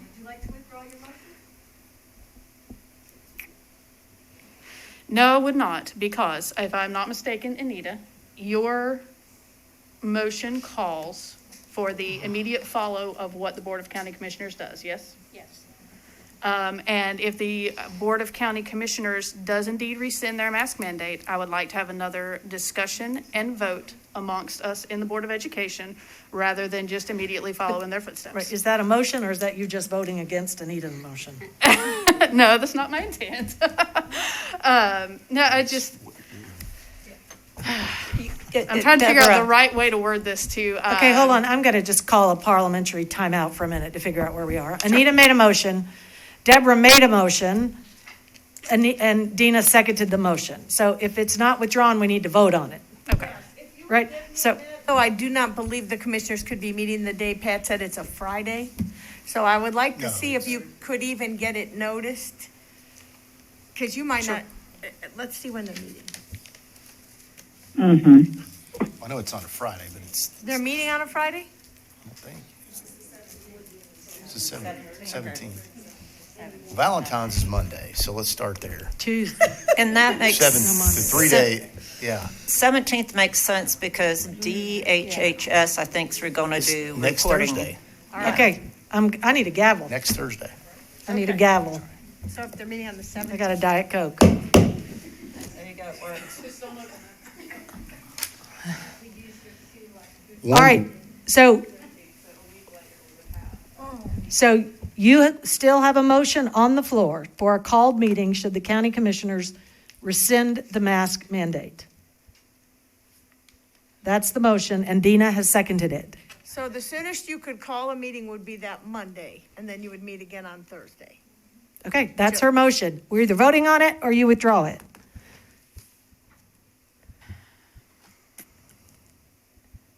Yeah, let's vote on it. Let's see what everybody says.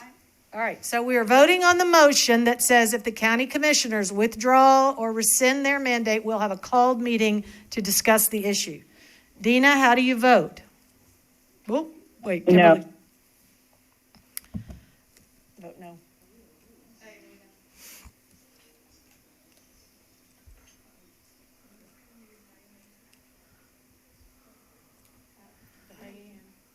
Oh, Board Member Bellamy Small?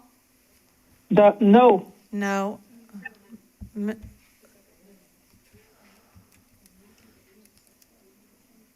Anita, you need to change your vote?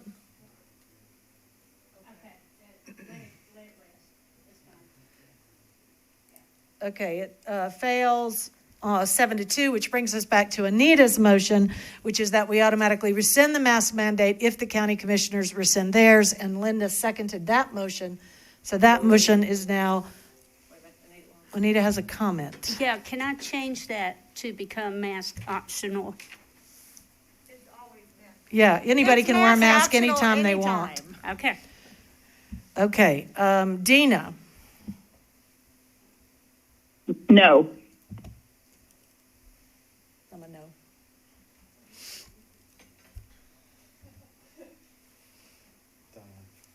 Board Member Bellamy Small, No. Sure. I know it pains you down there, Pat. So we have, it fails by a vote of 6-3. So do we have a motion to keep the current mandate in place? Do we need one? I move to keep the current mask mandate in place. We had you talking at the same time, so I'm going to say Diane Bellamy Small made the motion. Betty, would you offer a second? Second. And we have a second by Betty Jenkins. Anita Sharp has a comment or a I question. have a question. If a child, like the one that we were talking about earlier, refuses to wear the mask, was suspended from school, according to whoever wrote the email, and I don't remember who it was, the child will be back in school tomorrow with no mask, and we'll suspend him again. Him or her, I don't remember. Is that going to be our practice? I don't believe you could answer about any particular, or should answer about any particular child. I think it depends on, a child can certainly violate school rules by their response to an adult's or a policy. As I understand, Mr. Mattson and others have said before, we have insubordination Right, he's El- suspended not for. consequences in our discipline It's policy. how and- you respond to an adult, not whether you It's wear not a for mask. not wearing a mask, it's for insubordination, is that right? Mr. same Mattson, you difference. have to come to the mic.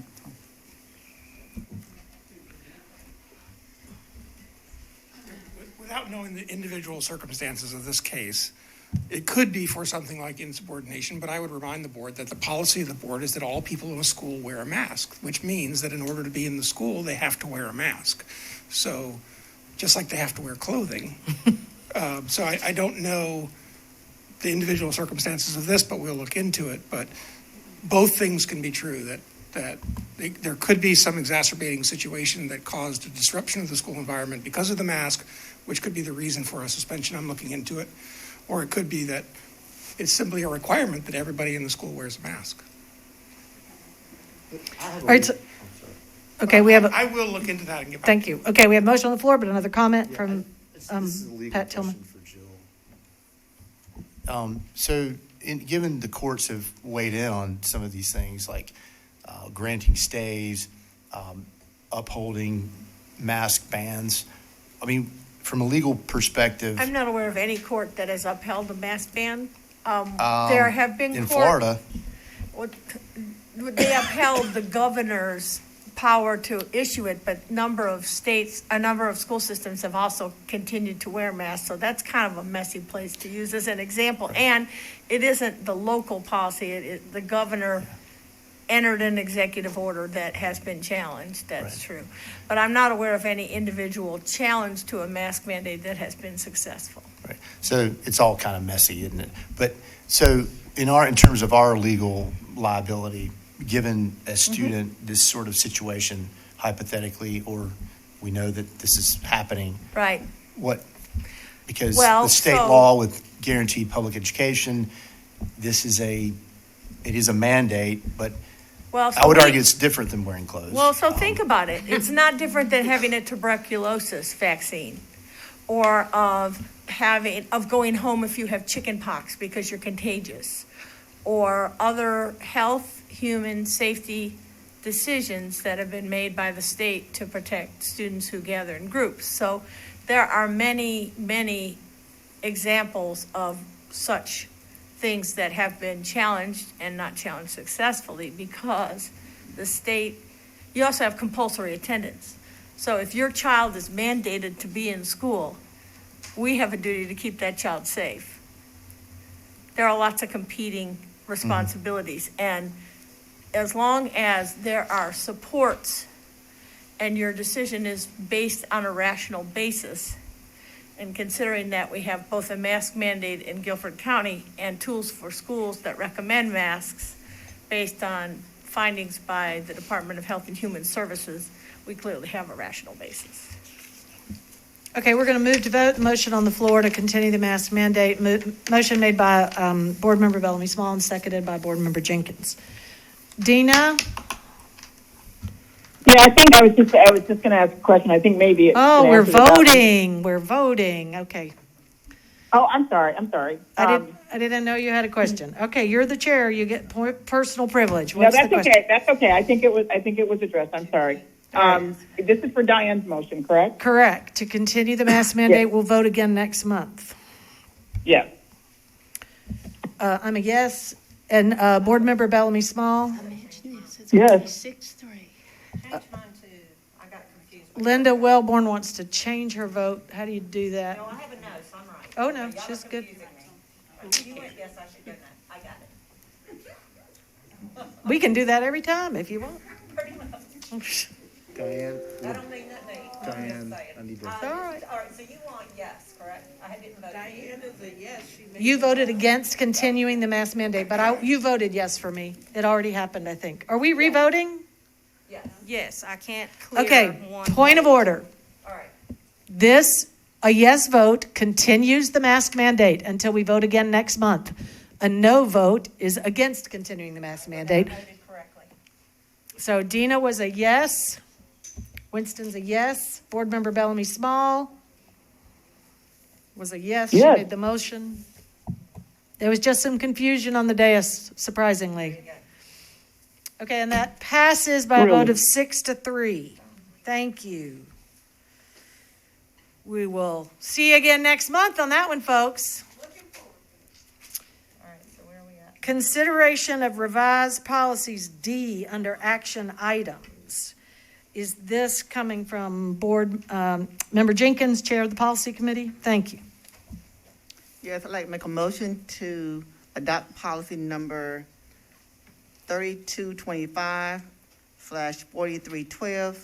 3225/4312/7320, which is technology responsible use.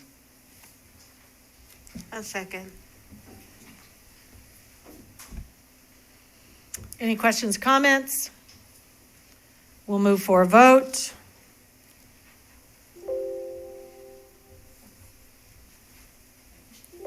Linda, I'm a yes. Dina? Yes. Board Member Bellamy Small? Yes. Passes by a vote of 9-0. And Board Member Hayes and Bellamy Small, if you do have questions or comments, just holler at us or text Kimberly Funderburk. I'm not always checking my phone, so Dina, I saw you raised your hand sort of on my phone, but I missed that. I apologize. Okay, the next policy, I'd like to make a motion to adopt policy number 9030, which is the construction change order. Second. We've got a motion and a second. Are there questions? We can vote. Linda, I'm a yes. I'll make a. Oh, wait, you do have a question? Well, this is to do the $500,000 change order Correct. scenario, correct? I don't know of many places that give that level of approval this is where the scope of projects get out of control. So I'm just going to say, I think it's ridiculous to do it at that level, my view. Thank you. Board Member Jenkins. Dr. Funderburk, did we get any response in on this 9030? I would have to refer to Rebecca Kay on this, but as of the board clerk's email, we had one question about the policy. And the one comment that we received was actually on the technology responsible use policy. We did not receive any comments that administration is aware of on the change orders policy. Thank you. Got another question. Thank you. I did not see this on. Can you turn your mic on, please? I did not see this one on the agenda. So when did it get placed on the agenda? Because when I looked at one time, it was just the technology. So do you remember? Yeah. Was it on there from the original? It was in my book, that's all I was Yep. saying. And, I picked mine up on Friday. Okay, because I could swear that when I saw it, it didn't have that one, because I'm like, well, they didn't put it on there. So, okay, y'all take y'all's word for it. All right, so we'll move to vote. I'm a yes. Linda? Dina Hayes? Yeah. Yes. Board Member Bellamy Small? Yes.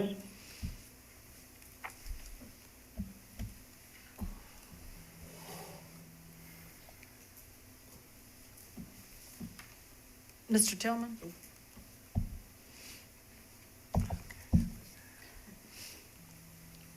So that passes on a vote of 6-3.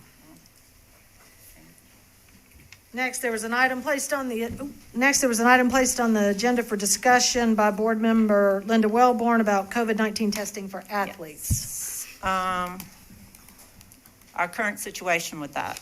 Students are called over the loudspeaker for all to hear to go to the public place, such as a gym, where they stand in clear view of their peers for 20 minutes or over an hour, from what has been reported to me. Receive 2 tests, a PRC and an antigen test, neither fully FDA approved. The antigen test has emergency use authorization. The PRC test has pending emergency use authorization. So basically having nothing validating the use of that test as accurate. Another article came out recently that the appropriation, the replication count for PRCs in North Carolina is at 37, which is much too high. It should be at 30 to 33, which makes a lot of false positives. That's the way to say that. Students go the high school students go every Tuesday and Thursday during class time and instructional time, and the middle schoolers go Wednesday and Friday, which means students are losing up to 2 hours of instructional time a week, same class every week. Some students are missing instructional time in core classes that they have to have. Information on the registration form indicated the test on the form stated the test would have a minimum of emergency use authorization. The PCR test is pending. It does not have approval. PCR results take 24 to 72 hours, which means in some cases we are not reviewing the results prior to giving another PCR test to these students. We are giving these students 4 tests a week, 4 tests a week, without any logical reasoning for doing that. I believe that is excessive. Now let's look at the age group that this is the age group. This is not the age group filling up our hospitals, nor do they spread, nor are they major spreaders. They are no more spreaders than the ones that are vaccinated. And when it first started, the unvaccinated went first, but the unvaccinated quickly caught up to them. So when I've been researched, it's pretty even. Students feel they are being shamed and being pressured into getting vaccinated. Some stood by their choice to not get vaccinated and decided they would not participate in the excessive performance weekly. You can say it was a choice they made. I would say it was a choice they should not have been forced to make. Sports are a great outlet for our students, and it is a shame that they had to make this choice. The experts have clearly stated that everyone can get Omicron, including Fauci. Vaccinated students and unvaccinated students spread the virus the same. Let's stop this unfair shaming practice. I'd actually like to make a motion that we only test, if we're going to do this, I mean, I think Linda's explained it very well. I mean, this is part of this sort of maddening efforts that are just about really, there's no substance to this. I mean, if we're going to do this, respect people's privacy and their human rights. I mean, I've had tons of calls. I know we've all gotten the emails. These parents aren't, we should not roll our eyes or dismiss what they're asking us to do as public servants. We owe it to them to listen, and we should do a lot more listening and a lot less demagoguing as far as I'm concerned. And, so with that, I'm going to make the motion that we only test athletes that are symptomatic. That's it. I think that's fair. That's reasonable. I mean, these kids are missing AP time, 30, 45 minutes. Not only are they, this creates this antagonistic, we talk about teachers in schools. We're not going to need as many because people are leaving the public schools. Wake up. Talk about demagoguery. Well, the numbers don't lie, Madam Vice Chair. Don't take my word for it. I know. And these, we've already seen it. And there's a reason. Because we're marginalizing parents and kids. It's as simple as that. We certainly make protocols. And I think this is a reasonable request. This doesn't do away with testing at all, but it certainly prevents this very embarrassing, frankly, for a child to be called out and sort of in that regard. That's not acceptable to me. So that's the motion.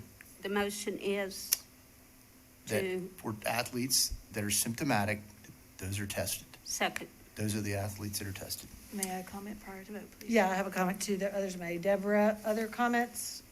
Kim, so Deborah, then Kim. Dina or Diane, do you have comments or questions on the issue? I do. This is Dina. All right, so we'll do Deborah, Kim, Dina, and then I have one as well. Pat, please do be aware that with Omicron variant, there is a 3-day window between contracting the illness and showing symptoms. It's called the incubation period, where a person can be positive before they start to show signs and symptoms of actually carrying the illness. That's pretty typical of viruses. So we're in a position to catch children before they become acutely ill, and that is, yes, absolutely regardless of whether they're vaccinated or not. I do agree that pulling them out of class it's a miserable thing to do. It happens to a lot of our students. We pull out people who are, pull out students who are behind in their subjects for one-on-one tutoring, and it is an alert to their peers that they need tutoring. We pull them out for counseling. It is an alert to their peers that they need counseling. And I know that we have some schools that are testing before schools actually open, which I don't know, Dr. Contreras, if that is a practice that we could expand, because I don't like it anytime a student has to miss class. And I actually had a parent suggest it, bring up a lot of the same points, that students are feeling discriminated against. And that same parent suggested to me that rather than only testing unvaccinated students, we simply test all of them. Test all the student athletes. If we have the resources for that, I think that's a fantastic idea. Because yes, vaccinated people can absolutely catch COVID. The unvaccinated people have proven substantially to be more ill than the vaccinated. But everybody can transmit it, so I would actually counter and request that we test all student athletes and not a select few. So is that a Is substitute that a friendly motion? amendment, or is that- Oh, God, I don't know if that's a substitute motion or not. My last one, I bungled all the pieces. All right. Nobody's getting grades in parliamentary procedure Can- tonight, but Can I make another suggestion? Sure. Add on that if we're going to do that, that we only test one test instead of 4 tests. Why do we need to do 4 tests, 2 each week? That's what we're doing. We're testing them with an antigen, a PCR, an antigen, and a PCR. I don't understand why we need to test that much. Are we doing antigen testing? Mm-hmm. Yeah, That can you came clarify? from the toolkit. That's what was written in the toolkit on October of 2020, whatever it was, and that's what's still in the toolkit. Right. But so you're literally giving these kids 4 tests a week, every week. Every week. And even the hospitals don't do that kind of okay, thing. well, I've got to stick in order with the folks because I'm not sure where we are here. We had a suggestion, but not a substitute motion. Pat's made a motion that's been seconded that we only test symptomatic students without indicating athletes without in what we're calling high contact sports. I think we're not even testing all athletes there.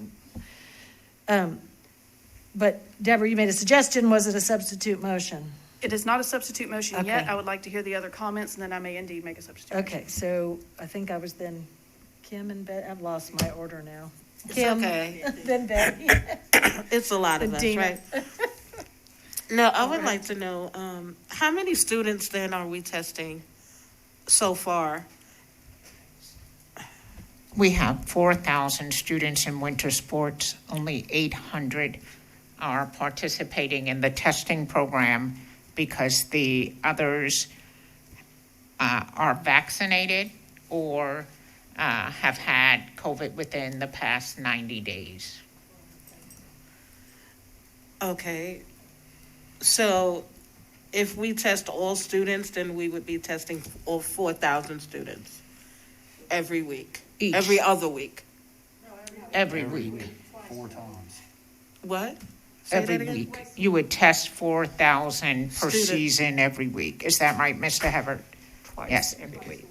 So it's every week. 4 tests. It would be 4,000 students getting 4 tests.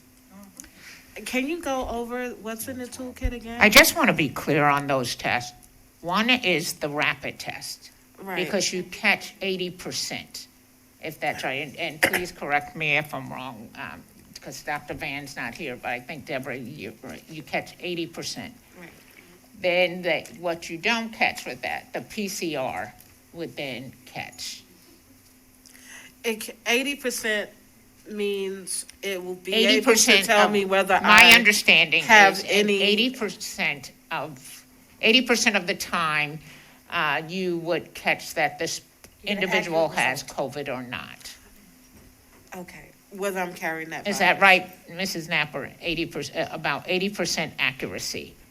With about 80% accuracy, the rapid test. Yes, would that is be- correct. Mhm. So, yeah, I'm trying to think of a better way to explain that, but what you said is accurate. Right, so that's why you would Right. then do the PCR test for so if a student tests positive with the rapid test, you wouldn't have to do the PCR tests.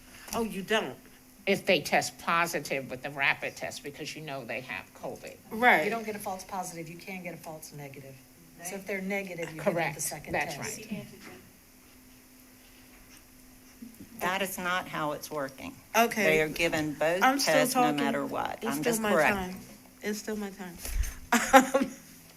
Okay, so in regards to the toolkit, that's what's coming down to us from the North Carolina Department of Health. The toolkit has not changed since it was amended the last time, and so we are following the toolkit recommendation. Okay, thank you. Betty? Oh, Dina? Yes, I was glad to hear from Dr. Contreras because I know that she and the staff are working on this constantly. It has got to be just maddening to navigate, and no one in the world would want to put, athletes or coaches and students and teams through this for no reason. I think if we're going to talk about pullouts, then we just need to talk about pullouts, period, and not just student athletes. Like Deborah Napper was saying, we have been pulling students out. There's a plethora of articles and studies on the stigma and the challenges of students being pulled out for special services. And so I hope that our staff, I'm confident that our staff is doing the best that they can to, do that with the utmost decorum. And if there are any times that doesn't happen, there are things in place where people are counseled and advised on how to handle those things. But I think that the superintendent is the person who is responsible for the day-to-day operations of these protocols. And so I am still in favor of what it is that they have recommended and are doing at this time. I did ask a couple of questions about this. Some of the data you referenced, 4,000 kids in winter sports, 800 participating in the testing program.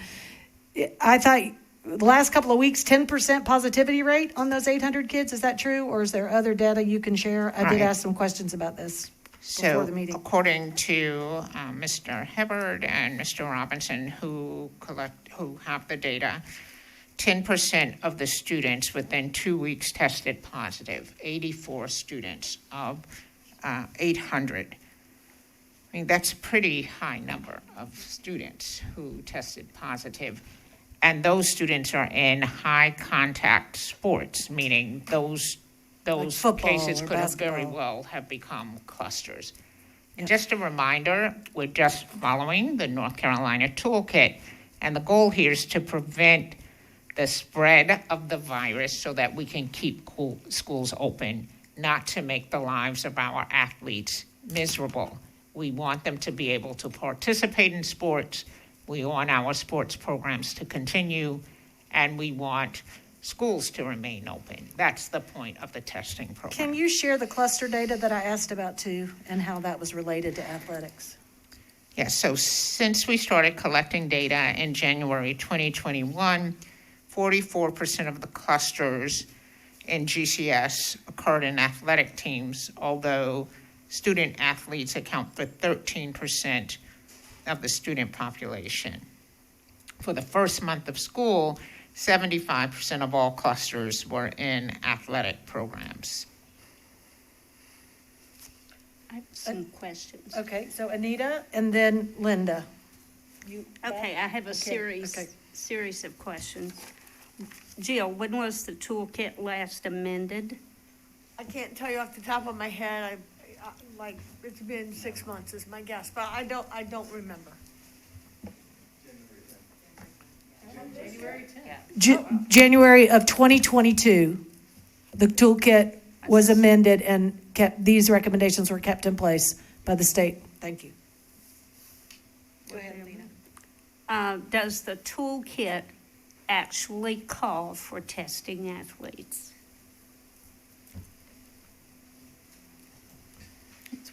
Yes, I think it's on page 12 and 13. You can pull it up. Okay, I just,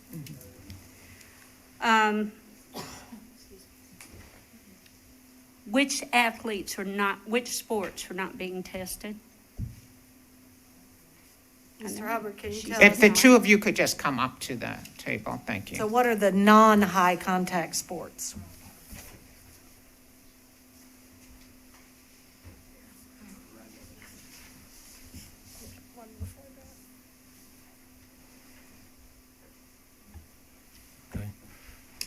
We are testing all sports at this time. Wrestling, basketball, cheerleading.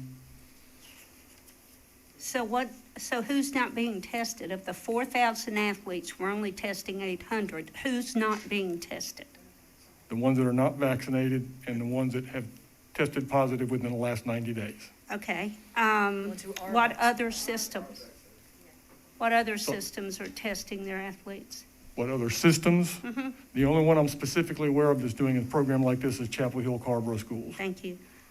Then just a statement. My son had COVID 4 weeks ago. Last Wednesday, when he was admitted to Rex Hospital, he still tested positive. He does not have COVID, but he had it 4 weeks ago and still tests positive. So we are saying some kids are positive when they aren't. We exclude students that have tested positive within the last 90 days. But we don't allow home test. Correct. But if they've had the virus in the last 90 days, they're permitted, and they're now asymptomatic.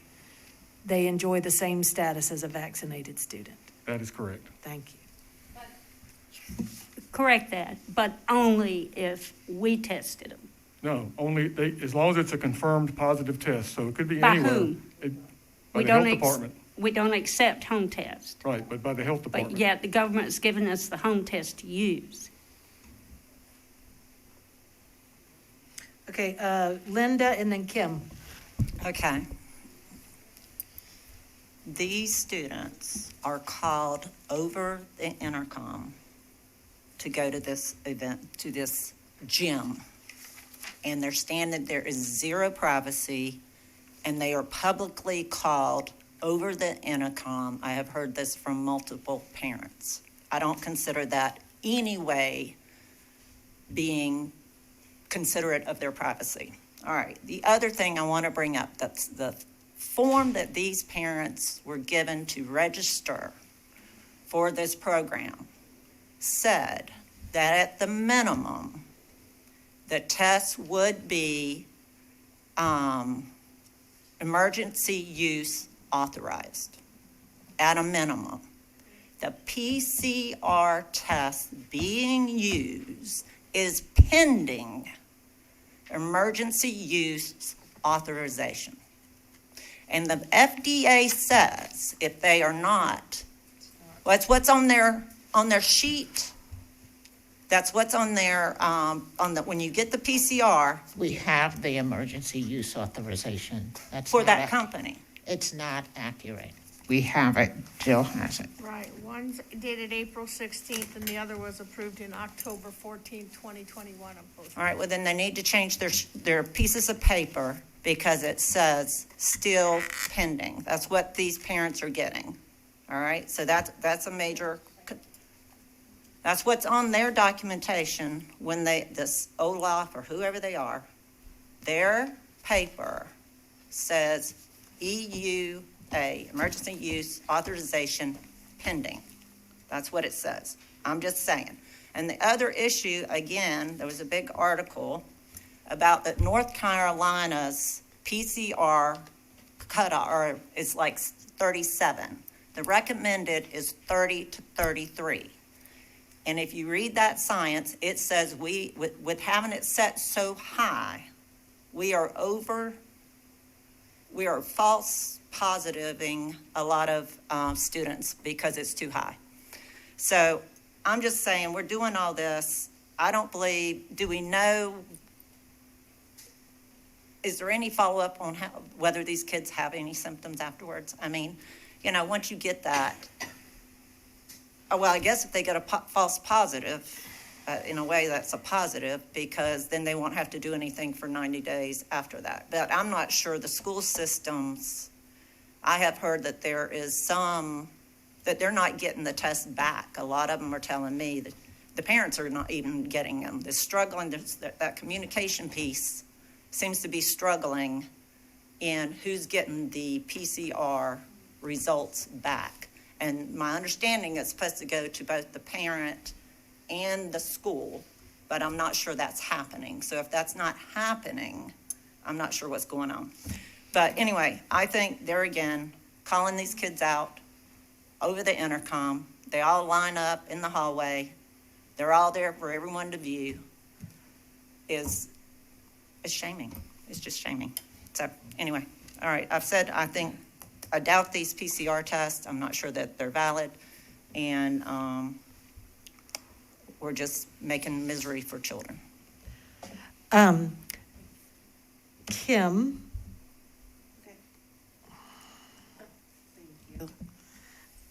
I remember us, I'm not going to say us, the quarantine is 5 days now for everyone. Am I correct? Whether you're vaccinated or not vaccinated.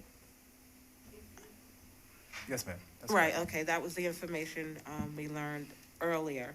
Now, PCR tests, I don't know if you would know, but are they the same ones that hospitals use? Like if someone comes in and they test for COVID, are they using a PCR or are they using a rapid? I don't think we can answer that. I don't I know that the rapid tests have been more difficult to come by. I know sometimes when I've gone to get tests, they've had rapid tests. Sometimes hospitals haven't. Well, I don't know we're in the position to answer. No, I was just wondering because my board member was saying how they weren't approved and things like that. So I'm just trying to draw a connection between hospitals and the use of testing. So students that are athletes, I want to make sure I'm clear, are receiving 4 tests every week that they are participating in their sport. Am I correct? You are correct. That are not vaccinated? Correct. Okay. Or haven't had COVID in the last 90 days. Or have not or have had COVID. Oh, so they developed their natural immunity. Okay, thank you. Right, and you want a rapid test because if you just give a PCR, they could have COVID and you're waiting days to find out. Right. I just wanted to make sure I understand. So we do have a motion on the floor. I didn't hear anything further from Board Member Bellamy Small or Chairman Hayes. Pat's motion is that we test only symptomatic athletes. I believe there was a second on the motion. I can't recall who from Anita. So we're going to. How are we going to? So we need to vote on that motion, which would be a change in policy. Dina? No. Linda, I'm a no.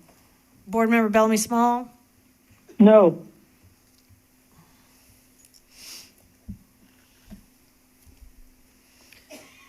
Fails on a vote of 6-3. I do think we've heard some relevant and strong concerns about the procedure under which the current practice is being implemented, and I think certainly staff, I would imagine, would take that under serious consideration and check on the best ways to protect privacy. Chairwoman Hayes' point is valid in that there are lots of ways that students are pulled out and,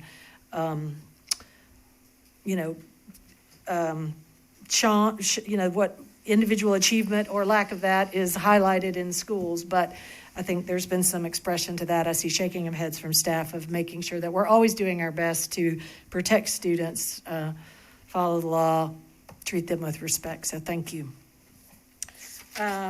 Next on the agenda, we do not have a closed session this evening, as I understand it. I have some comments from the chair. Unless, Dina, you have them yourself, I'm happy to read your comments. I think they're here. Please do. Let's see. They're in your notebook, I think, but I got to find them. Maybe not. I sort of stepped into Well, this. you look, I can go ahead. Yeah, so if the Okay. superintendent could make her comments, if I unearthed your comments, you might have taken them home, Dina. Good evening. I join with Chairperson Hayes in what would have been her comments honoring Black History Month.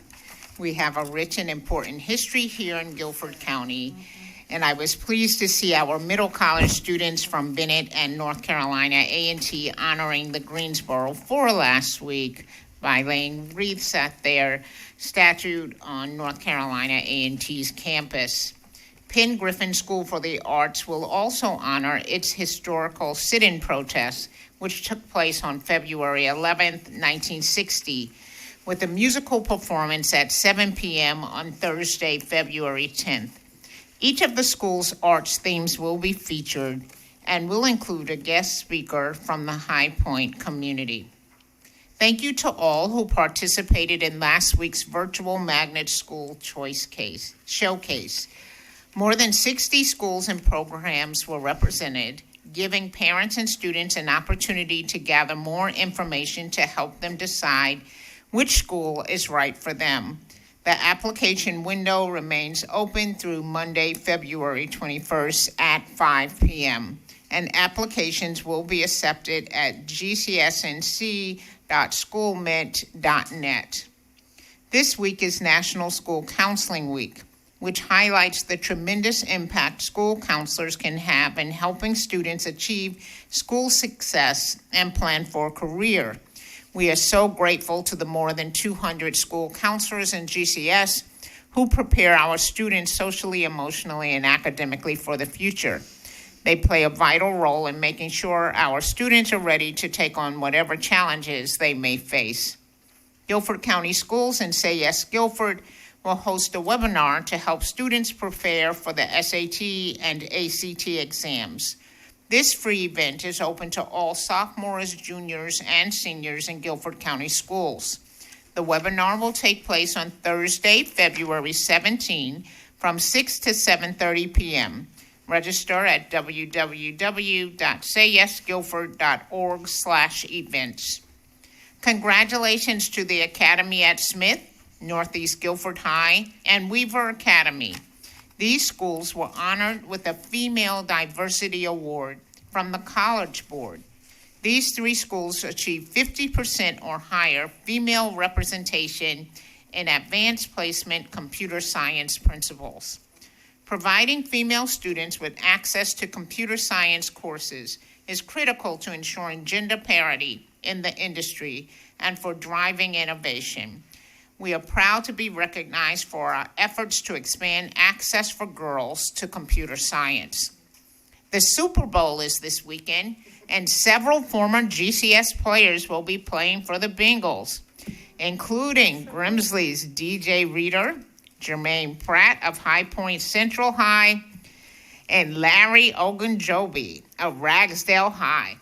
We wish them the best of luck on Sunday. Finally, I wish to express my condolences to the family and loved ones of Commissioner Carolyn Q. Coleman.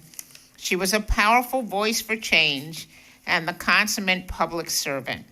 Her leadership improved the lives of countless Guilford County residents, including those in our GCS family, and tens of thousands of students. She will be greatly missed. This concludes my remarks. Thank you, Dr. Contreras. And I do now have 2 copies of Chairman Hayes' remarks. Thank you, Dr. Funderburk. And Dina texted me her remarks and asked me to read these on her behalf. February marks Black History Month, and I encourage you to learn about the heroes and leaders of Black history, especially those local to Guilford County and North Carolina. We are only a few decades removed from a time when our students didn't attend the same schools, couldn't sit together at a lunch counter or on a bus. We have come a long way since then. We have so much further to go, and understanding our history is essential to moving forward as a community. February is also Career and Technical Education Month, and Guilford Parent Academy is hosting an information session about the value of earning industry credentials. Students who have attained a credential are often better prepared to succeed in a post-secondary environment.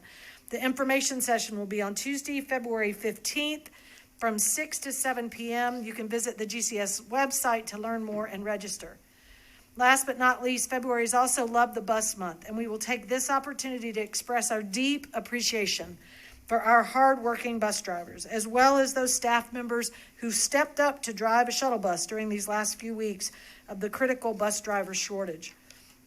As we look ahead to the upcoming school year, several Guilford Parent Academy meetings coming up may be of interest to parents. Wednesday, February 9th from 6 to 7:30, rising sixth graders and their parents are invited to a virtual information session about the registration process and course selection. A similar meeting for rising ninth graders and their families is on Tuesday, February 15th from 6 to 7:30. Again, information about this is on the website, especially if you go to Parent Academy. You can email parentacademy@gcsnc.com. Rising ninth graders who are in the academically gifted program, there's a session on February 10th at 6 p.m. Helps families understand the options they will have in high school, some of the social emotional challenges that high school advanced learners face. And a similar event for rising sixth graders was held already on February 1st.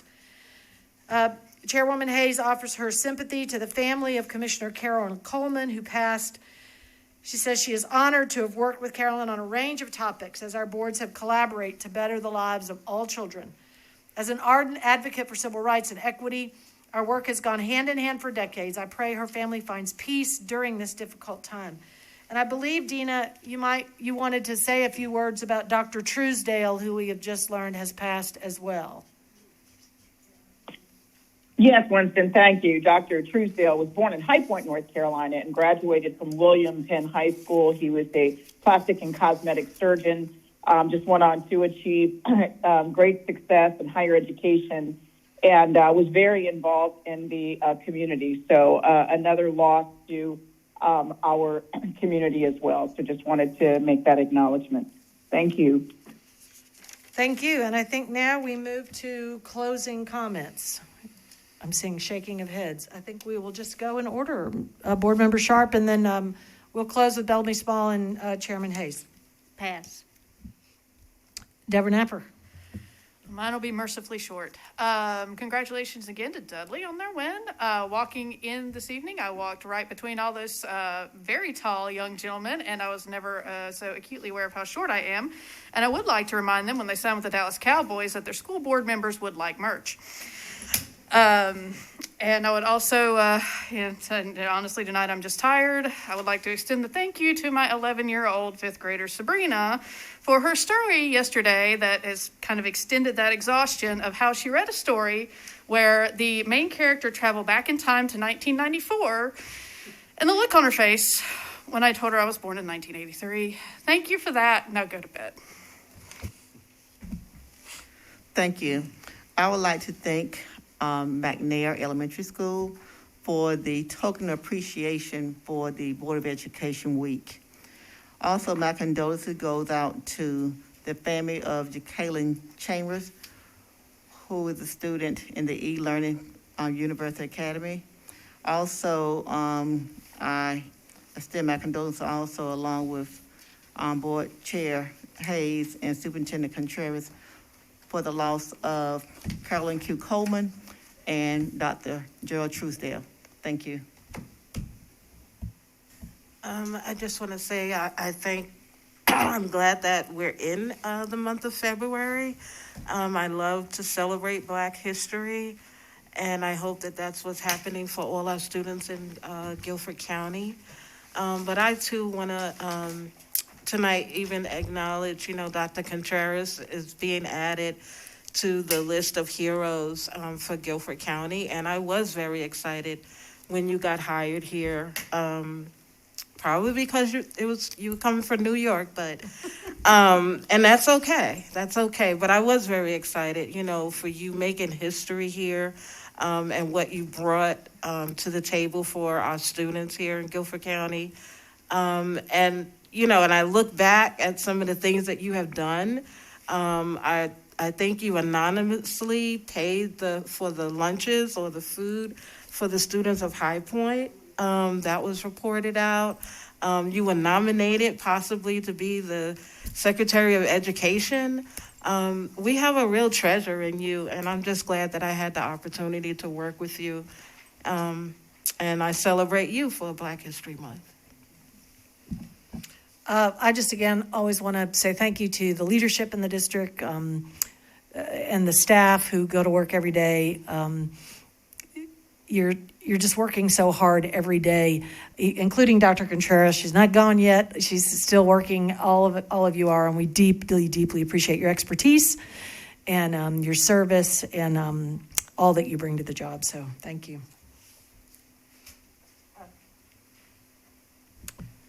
I appreciate all of our employees. I'm excited that Noel Keener got the Employee of the Month. I think that was great. I'm happy for our football team champions. I think that's awesome. And I appreciate a lot of the work that's being done here. I do have to address something that one of the speakers said. The speaker said that Take Back Our Schools were part of the threats to the superintendent. There is no evidence that that is true. This group is, we've had parents called, domestic terrorists because they disagree with what is happening in our schools right now. The fact is they have a right to disagree. This group is a group of parents, grandmothers, and parents. Whether they agree with you or disagree, they have a right to speak, and that they should not be labeled unless someone can prove to me that this local group had anything to do with those threats. I think it's an injustice to say it. So actually they put it out on their Facebook page. If anybody knew of anybody that did it, please let them know. I felt compelled to state that because there is absolutely zero evidence that they had anything to do with it. Thank you. Pat? I'm going to pass. Okay. I think Board Member Bellamy Small passed. So Dina, you get the last word.